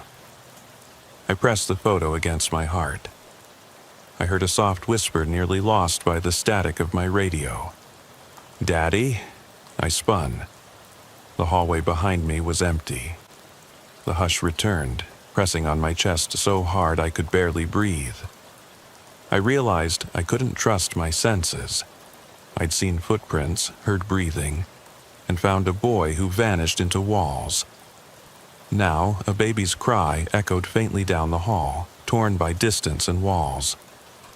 I took a step toward the door, ready to run, but guilt knotted in my gut. Someone here needed help. Someone clung to me through this house's fractures and time. I squared my shoulders, voice rough when I spoke. "I'm here to help." My words hung, unanswered. The final word of that whisper, "Daddy," lingered in my skull as I crossed the threshold back into the hall, determined to find whoever was still trapped in Holloway Road's old Anderson house. The baby's cry swelled, echoing off the walls, shifting into a pulse that matched my own heartbeat. I followed it upward to the attic hatch at the end of the hall. The small door groaned as I lifted it, revealing steep, skinny steps that disappeared into black. My flashlight illuminated, floating, dust motes swirling in a current I couldn't see. The cry sharpened, urgent now, as if someone up there only had seconds before they lost their voice entirely. I climbed, each step testing my resolve. My radio's open line crackled in sync with my ragged breathing. The attic floorboards felt alive under my boots, creaking in time with the cry. And then, at the top, the hatch slammed shut behind me. The board hit with a dull thud I felt in my bones. I lunged for the radio, but it lay at the bottom of the steps, out of reach. Now I was alone, in absolute darkness, save for the weak beam of my flashlight. The baby's cry had stopped. I held my breath, listening. My pulse thundered, sweat beating on my forehead. Then I heard it, a single, measured heartbeat coming from somewhere above. I edged forward, mouth dry, every nerve alight with tension. The heartbeat grew louder, more insistent, until it sounded like the attic itself was alive. The whisper came again, so close I thought it was in my ear. Daddy. That one word, repeated in the darkness, and it carried the weight of all the unanswered questions that had led me here. I raised my flashlight, hand shaking, and stepped into pitch black, straight toward a truth I wasn't sure I wanted to find. I gripped the hatch frame, knuckles white, and forced it open. My flashlight cut a narrow cone of light into the attic's darkness, the beam catching motes in the air that looked like drifting embers. The cry hadn't returned, only the echo of my own heartbeat thudding in my ears. My boots hit the rough plank floor, and I shone the light around. The attic was cramped, sloped ceilings hemming me in, dusty boxes stacked haphazardly, and in the center a small rocking chair, its cushion torn and soiled. I edged forward, every nerve braced. The chair rocked gently, back and forth, though no breeze stirred. I sank to one knee, running a hand over the armrest, feeling the wood cold and slick. Then I saw it. Footprints in the dust. Tiny, bare, 2 sets. One set ended at the chair, and the other led beyond, toward the far wall where the boards looked newer, less worn. I stood, shining the light up at the wall. The boards gave way to a narrow crawl space. I dropped the beam through the gap, just enough room for a small child to slip through. My gut clenched. Whoever had cried out here had used that space to disappear. I pressed my back against the opposing wall, leaned in until I could hear the hollow whistle of stale air moving through. No other sound, nothing moving. I slipped my radio from my belt. Dispatcher, yes, Unit 58. I'm in the attic, no sign of the child. There's a crawl space behind the far wall. I need entry confirmation. My voice echoed and died against the rafters. No reply. Static, the faint hiss of open mic. I swallowed, forced my voice steady. I'm going in. I dropped the radio and knelt, shining the beam into the narrow tunnel. It disappeared into pitch. I crawled forward on my stomach. The dust under my palms was thick, layers of years unbroken. My uniform brushed the wood, and something snagged, soft, cloth-like. I pulled it free, a small scrap of pajama fabric, faded pink with cartoon ducks. My breath caught. The cut in the boards was just big enough for a child that age. Ahead, the tunnel sloped down. I took deep, measured breaths, every inch forward a gamble. About 8 feet in, I reached a solid board. I pressed my shoulder against it. The wood creaked. I kicked with my foot. The board shifted inward, and behind it, in the deeper darkness, I heard the softest shuffle of movement. A whimper so quiet it could have been my own fear echoing back. I pried the board enough to slip through. My flashlight illuminated a low-ceilinged chamber the size of a broom closet. The air was thick and stale. A single cardboard box lay open on the floor. Inside, a small blanket, a plastic sippy cup, and a crumpled note. I swept the light over the note. Letters scrawled in a child's hand. "Daddy, don't leave." My throat closed. At that moment, something brushed against my ankle.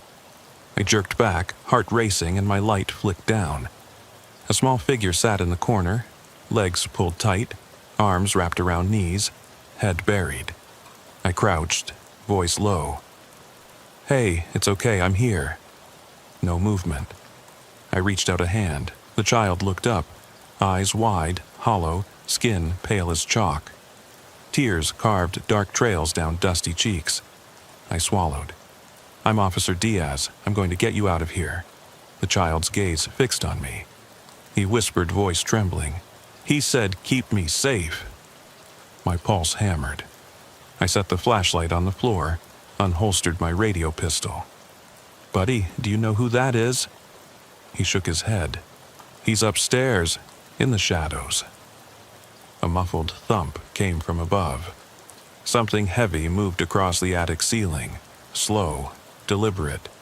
The child yanked at my jacket. "Please, hurry." I scooped him into my arms. He felt like glass, trembling. I turned back to the board opening. As I pressed through, I heard a low rumble behind me, like a growl echoing through the wood. I scrambled back, hugging the child tight. The attic hatch banged shut above us. The trembling of the house vibrated through my boots. I grasped the hatch and kicked upward. It wouldn't budge. My radio lay inches out of reach. The darkness pressed in, and the child buried his face in my chest. I held him close, whispering, "I've got you." Then a voice rumbled from the ceiling. Deep, raspy, not quite human. "He can't keep you safe." My breath caught. My free hand hovered over my holster. The radio crackled faintly beneath the hatch. The child stiffened, and I realized in the weight of his small body that escape might not come the way I hoped. I shifted, one arm braced against the hatch, the other holding the child, and looked up into the black plank above. The voice came again, whispering through the wood grain, "Leave me behind." My lower lip trembled. The beam of my flashlight wavered as tears threatened. Mine, not the boy's. I swallowed hard, every instinct screaming to run, to tear through the hatch and race for daylight. But I couldn't leave him. I pressed my back to the wall, helmet cold against my temple. I waited. The house moaned around me. On the radio, static sighed, and I knew dispatch still thought I was upstairs alone. I closed my eyes, heart roaring. Then the words slipped out, "Not this time." The hatch screamed as I kicked again, this time fueled by everything I'd ever sworn to protect. The wood cracked, and I shouted, voice raw, "Hold on." I kicked at the hatch again, the wood splintering under my boot. The child's small body trembled against my chest as the darkness held its breath. I dropped to my knees, pressing my shoulder into the broken frame until light spilled through the crack, illuminating sawdust motes dancing in the stale air. I hauled myself forward, back first, until the top edge scraped against my helmet. Every nerve screamed, but I kept pushing. With a final surge, I cleared the hatch and collapsed onto the attic floor. The child buried his face in my uniform, clutching me like a lifeline. I yanked free my radio and barked, "Dispatch, 5-8. I've got the juvenile. Exit route clear." My words rattled in the cramped space, but no engines roared outside. No backup lights cut through the attic window. only the echo of my own voice. I rose, supporting the boy's weight as I limped toward the opening. Each step felt heavier, as if the house itself was pulling me back. The cry I'd first heard, so distant, so urgent, had vanished. In its place was an oppressive silence that pressed against my eardrums. The only sound was the rasp of my own breathing. I reached the hatch and pried it open, expecting the stairwell, but found only darkness yawning beneath me. The stairs had gone, the planks torn away, leaving a jagged chasm. My heart slammed. The boy whimpered, and I realized in that moment that the house would give nothing back except its own riddles. I set the child on his feet and knelt beside him. He blinked up at me, eyes wide with terror and confusion. "Daddy?" he whispered, voice small. I swallowed, a knot forming in my throat. I reached into my pocket and produced the photograph, the man in uniform, smiling, arm around a little girl. The girl's eyes in the photo were bright, but the child before me looked hollow. He reached for the picture. "He left me here," the boy said, voice cracking. "Said I was safe." His glance flicked to the opening behind us. I followed his gaze, but saw only the planks and the dust motes swirling in the shaft of my flashlight. I stood and lifted the child, holding him tight. "I'm not letting you go," I said, voice firm. I tried again to find the stairs, but only scraped my boot against broken wood. I turned, looking for another way out, any exit. The attic's far wall loomed, lined with boxes and trunks. My light landed on one trunk, half hidden in shadow. I set the boy gently on the floor and pried it open. Inside lay an old uniform jacket, moth-eaten and stiff, a cracked badge pinned to the breast. I recognized the insignia, County Sheriff's Department, years out of circulation. My pulse quickened. I pulled it free and read the tarnished nameplate. Anderson. I shook with memory. Anderson, the missing officer from the year before, the one who vanished with his daughter Lily. The same house, the same attic. I slid the jacket around my shoulders and it felt icy, as if it absorbed the faint light rather than reflecting it. The boy looked up at me, tears brimming. "He's here," he said, voice hollow. I swallowed, unease coiling in my gut. "Who's here?" The boy pointed at the far corner of the attic, where the wall seams were warped, as if something had pushed from behind. I edged closer, flashlight trembling. The boards there were split, scratches gouged into the wood, deep, jagged lines forming a message. I knelt and traced the grooves, breath catching. I never left. The boy's eyes flicked away from me, focused above. I aimed the light up toward the ceiling beams and my blood froze. There, perched on a joist, was a dark shape hunched low. Too slender and long-limbed for any child, its form obscured by shadow. The head turned, and I glimpsed a pair of eyes, reflective, unblinking, and too large for any human skull. I stumbled back, bumping into the trash trunk. The child cried out, and I swept him into my arm, spinning to face the shape. It dropped from the joist without a sound, landing inches from us. My gun hand trembled, but I held off, pulling the trigger. The thing stood, limbs crooked, head tilted. It whispered, its voice a warped echo of a man's, layered with a child's timbre. "Have you come for me?" My heart hammered as it stepped closer, the air turning icy. The boy whimpered, burying his face in my chest. I could feel the thing's breath, cold, stale. I tried to speak, but my voice caught in my throat. All I could do was hug the child tighter. Then, as if sensing my resolve, it recoiled, melting back toward the joist, blending into the dark until only its eyes glimmered. The attic grew still. The boy squeezed my neck. I felt the weight of every unanswered question. The missing officer, the vanished daughter, the child who had called me Daddy, the whisper that lingered in the rafters. I pressed the photo to my chest, feeling the boy's small hand close over mine. The shape on the joist watched, and I realized I couldn't leave. Not without knowing what had trapped them here, what had lured them into these walls. So I whispered back, voice steady despite the terror clawing at me. "No, I'm here for you." The thing's eyes gleamed once more, then faded.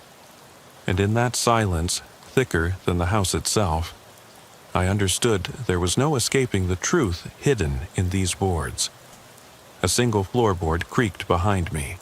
I turned, flashlight catching the boy, now standing alone, the form of two, pressed into one shadow. He tilted his head. "Are you?" he asked. The attic felt impossibly still, as if the house itself were holding its breath. I hugged the boy close, his small frame trembling against my chest, and let my flashlight sweep slowly over the walls. The boards where the thing had perched were splintered.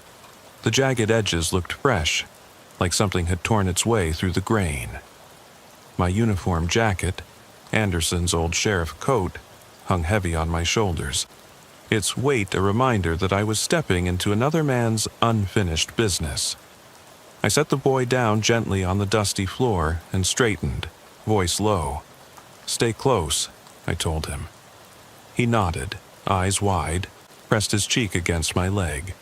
I forced myself to breathe evenly, though my ribs ached and my heart rattled in my chest. I refocused the flashlight toward the far corner of the attic, where the curl of shadow seemed darker than the rest. Stepping toward it, I crossed under low rafters smeared with cobwebs. Each footfall stirred motes of dust into the stale air, the beam catching them like tiny sparks. I passed a stack of old trunks, moth-eaten coats, faded photographs, a tin toy train with wheels rusted stiff. Each object whispered of a life once lived here, now frozen in this silent tomb.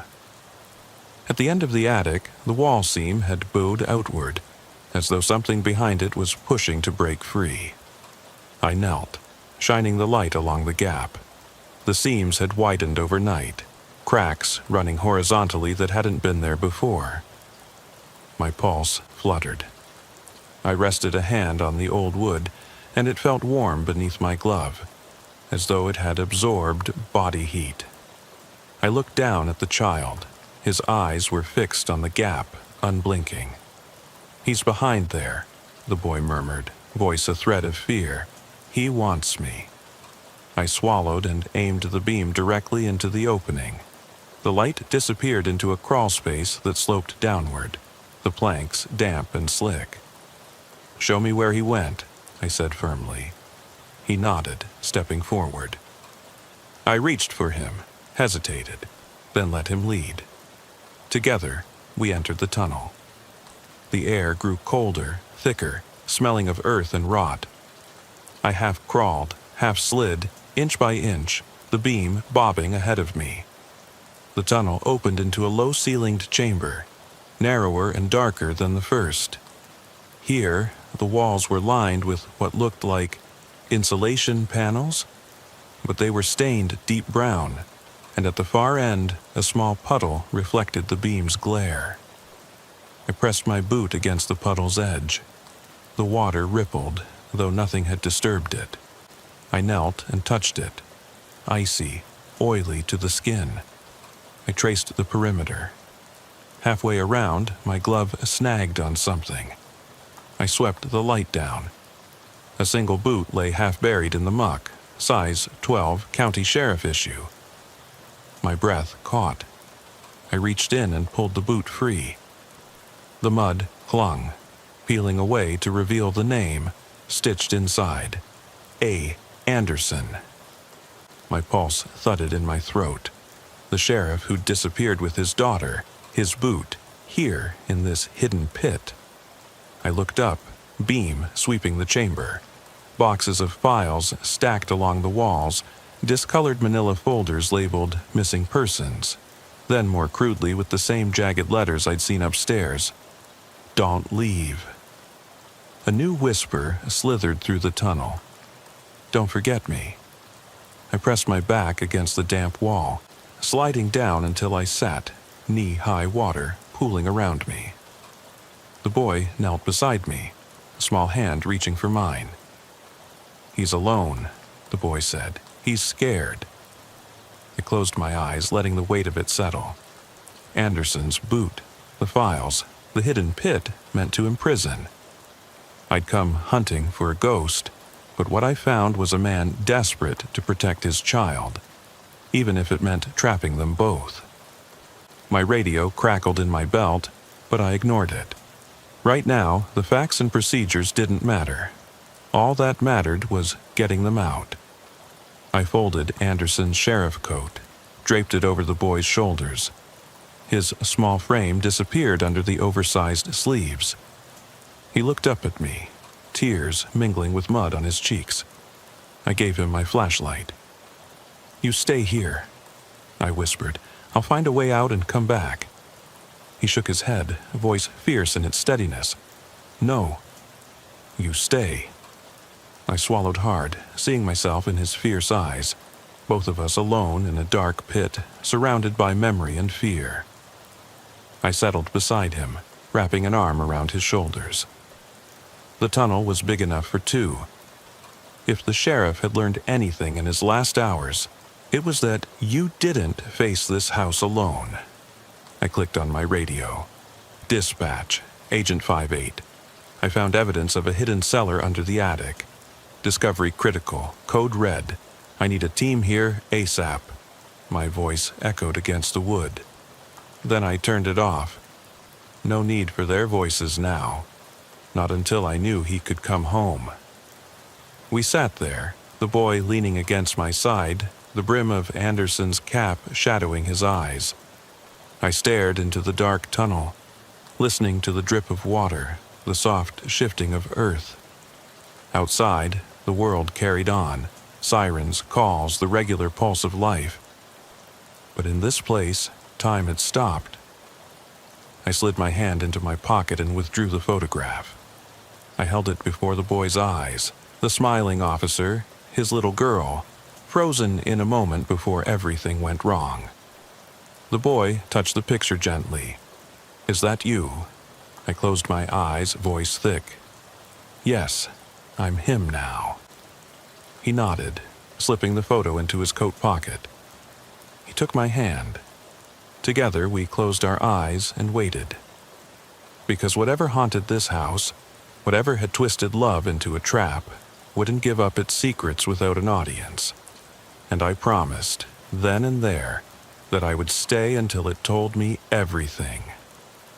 The tunnel's cold air pressed against us as I shifted beside the boy, the stolen minutes stretching thin into every heartbeat. I'd thought finding out the truth meant freedom. Yet, here we sat, hemmed in by floorboards and memory. The boy's head rested against my shoulder, breathing slow and steady beneath the weight of that battered coat. I loosened my grip on the photograph in my hand, the one he'd slipped into his pocket, and let the beam of my flashlight play over the damp walls. I studied the manila folders stacked behind us. Each one bore a yellowed label, names of missing children, dates that bled into the page, scribbled notes in handwriting that grew more frantic toward the bottom. I fished out one folder at random. Miller, June 1999, unresolved. I flipped it open. A single sheet, a crayon drawing of a family, parents arm in arm, a little girl between them, a crooked smile drawn in black wax. The margins were smeared, as if someone had tried to hide tears in the lines. I closed the folder gently. Whoever kept these files here hadn't meant them to be found. The boy shifted, pressing his damp cheek into my side. He was keeping them safe, he said quietly. Upstairs, he kept us safe. His voice trembled at that past tense, and I realized his story wasn't only about a ghost or a missing officer. It was about a father who'd done whatever it took to protect his child, until he couldn't anymore. I swung my light across the chamber. The puddle near the boot gleamed black. Another ragged file lay floating where the water pooled, label torn away. I leaned forward, hands trembling slightly, and plucked it out. It tore in my glove. Inside was a single photograph. Anderson, sitting at a kitchen table with 2 cups of hot coffee, steam curling upward, his daughter perched on his lap. They smiled at the lens, unaware. Written on the back in precise cursive, "Our last morning together." No date, no further notes. My throat tightened. "He never left, did he?" I whispered. The boy nodded, eyes distant. I placed the photo beside the boot and stood, crouching over the narrow shaft of the tunnel. Mud dripped from my boots. In the distance, I heard the scrape of wood above, like someone pacing beneath the ceiling we both backed away from. "He's still here," I told the boy. His fingers dug into the coat's fabric, eyes shining. "I want to see him." I swallowed hard. I'd sworn to protect him, to be his guardian now. Then we see him together. I returned to the larger chamber and pressed the flashlight beam upward, catching the nails driven at odd angles into the ceiling joists, the very place where that dark shape had perched. Now the timbers quivered as if settling under weight. I clipped my radio to my belt and snapped it on. "Dispatch, this is 5-8. I'm in the hidden chamber under the attic at Anderson House. I'm going back up. Stand by." No response. I switched it off. Protocol felt meaningless here. I lifted the boy, cradling him as I backed through the tunnel. Every twist and turn blurred memory and reality. Dusty walls closing in, the wet, slick slope, the thump of water underfoot. When I emerged into the attic, I half expected the ceiling to loom closer, the joists to groan in protest. But the room was unchanged, silent guardians of secrets. The rocking chair still motionless. The toy train rusted in place. The hatch above us was splintered from my earlier kick, gaps wide enough that moonlight cut slanted shafts across the floor. I set the boy down and climbed to my feet, brushing sawdust from my coat. He watched me, eyes wide with both hope and an echo of his father's desperation. I squared my shoulders and shone the light toward the hatch, then around the attic's perimeter, where the shadowed doorway led back to the hallway. If he wanted to see Anderson, that man, if he still existed, would be waiting in the rooms beyond. I took a deep breath and lifted the boy again. "Stay close," I said. He nodded, forehead pressed against my cheek. We moved toward the attic door. The latch squeaked softly as I opened it, and the hallway stretched out in dim light. The closed right-hand door beckoned. Paint chipped, knob dull. It hadn't budged earlier, but now it stood slightly ajar. I pushed it fully open and stepped inside. The bedroom was empty, save for a rocking toy horse ticking mechanically, its pendulum arm moving back and forth, slowing into stillness as we entered. I crossed to the window and shone my light outside. Branches swayed under the moon, distant traffic humming. Everything seemed normal, too normal. Then the door behind us clicked shut. I spun. The boy clutched my coat. I crossed back, reached for the door, but found only solid paint. No hinge visible. The room felt smaller suddenly, oppressive. I shone the flashlight on the floor. There, footprints, tiny, dust-coating prints, led from the windowsill to the far corner, where a pillow lay on the floor. I lifted it. Underneath, a tarnished locket. My beam lit the tarnish. 2 initials engraved, A and L, surrounded by a heart. I opened it. A tiny photo, a girl with braids, smiling. The same girl in my photograph. My blood ran cold. I slipped the locket into my pocket and turned to the boy. He pointed to the bed. I aimed the light and stepped forward. The mattress was folded back neatly, sheets crisp. At the foot, carved into the wooden frame in the same jagged script I'd seen before, "Don't leave." His finger traced the letters. "He's here," he said, "and he's waiting." His voice was so soft it might have been swallowed by the house itself. I swallowed around a lump in my throat. "Then we find him," I said. I crossed to the door again, sliding my hand along the wall until I found a narrow crack, just enough to slip through. Beyond was the sloped hallway, lit by a single flickering bulb, the one that cut out earlier. I nudged the crack until the wall panel swung inward, revealing a narrow stair descending. The boy's eyes widened. "He made a way," I muttered. We descended together. The steps creaked beneath our weight. At the bottom, I found myself in a small study, dusty bookshelves lining the walls, a desk with a single lamp casting a sickly yellow glow.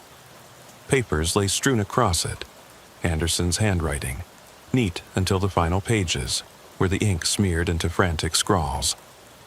I grabbed the top sheet and read, "I can't let her go. The world is too cruel. She's safe here." I swallowed. On the desk, a photograph of the man and his daughter, framed. Her eyes bright, his half-smile weary. I recognized the desk from the first-floor living room photo that had been missing from the house. A soft murmur drifted from behind me. I swung the light, gun raised, expecting the dark shape. Instead, I found the boy standing before a tall mirror propped in the corner. He stared into it.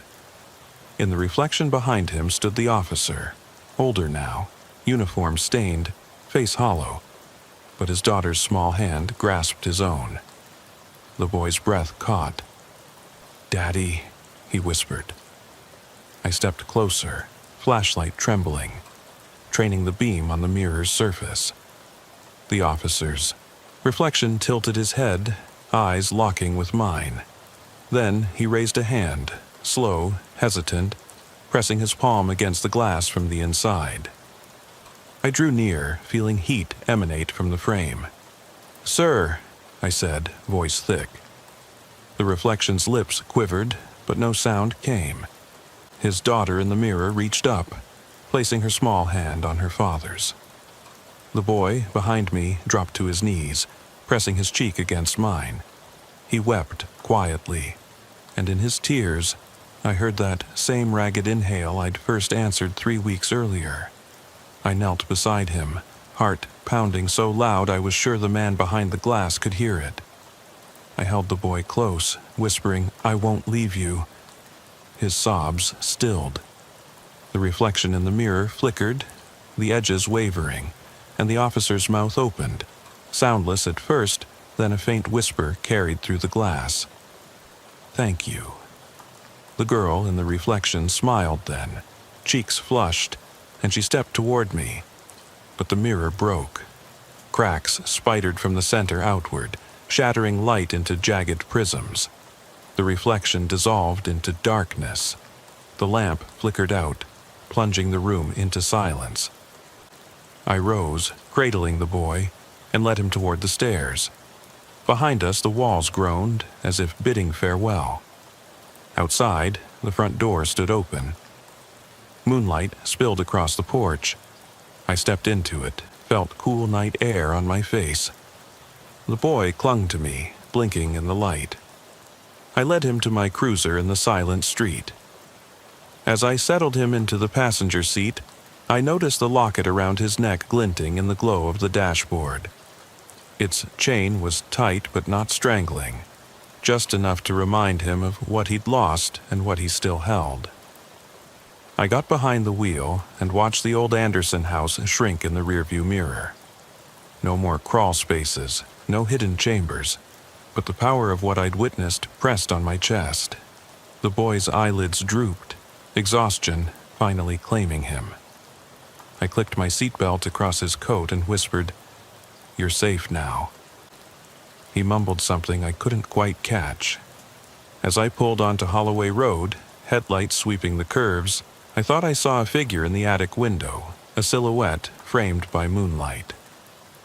I squinted, but it vanished. My radio crackled to life. 5-8, you okay? Dispatch asked. I cleared my throat.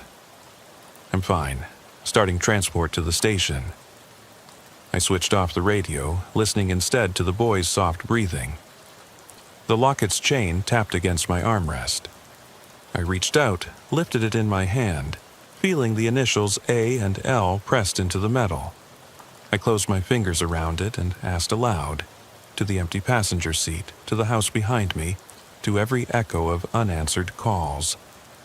Would you have left me behind?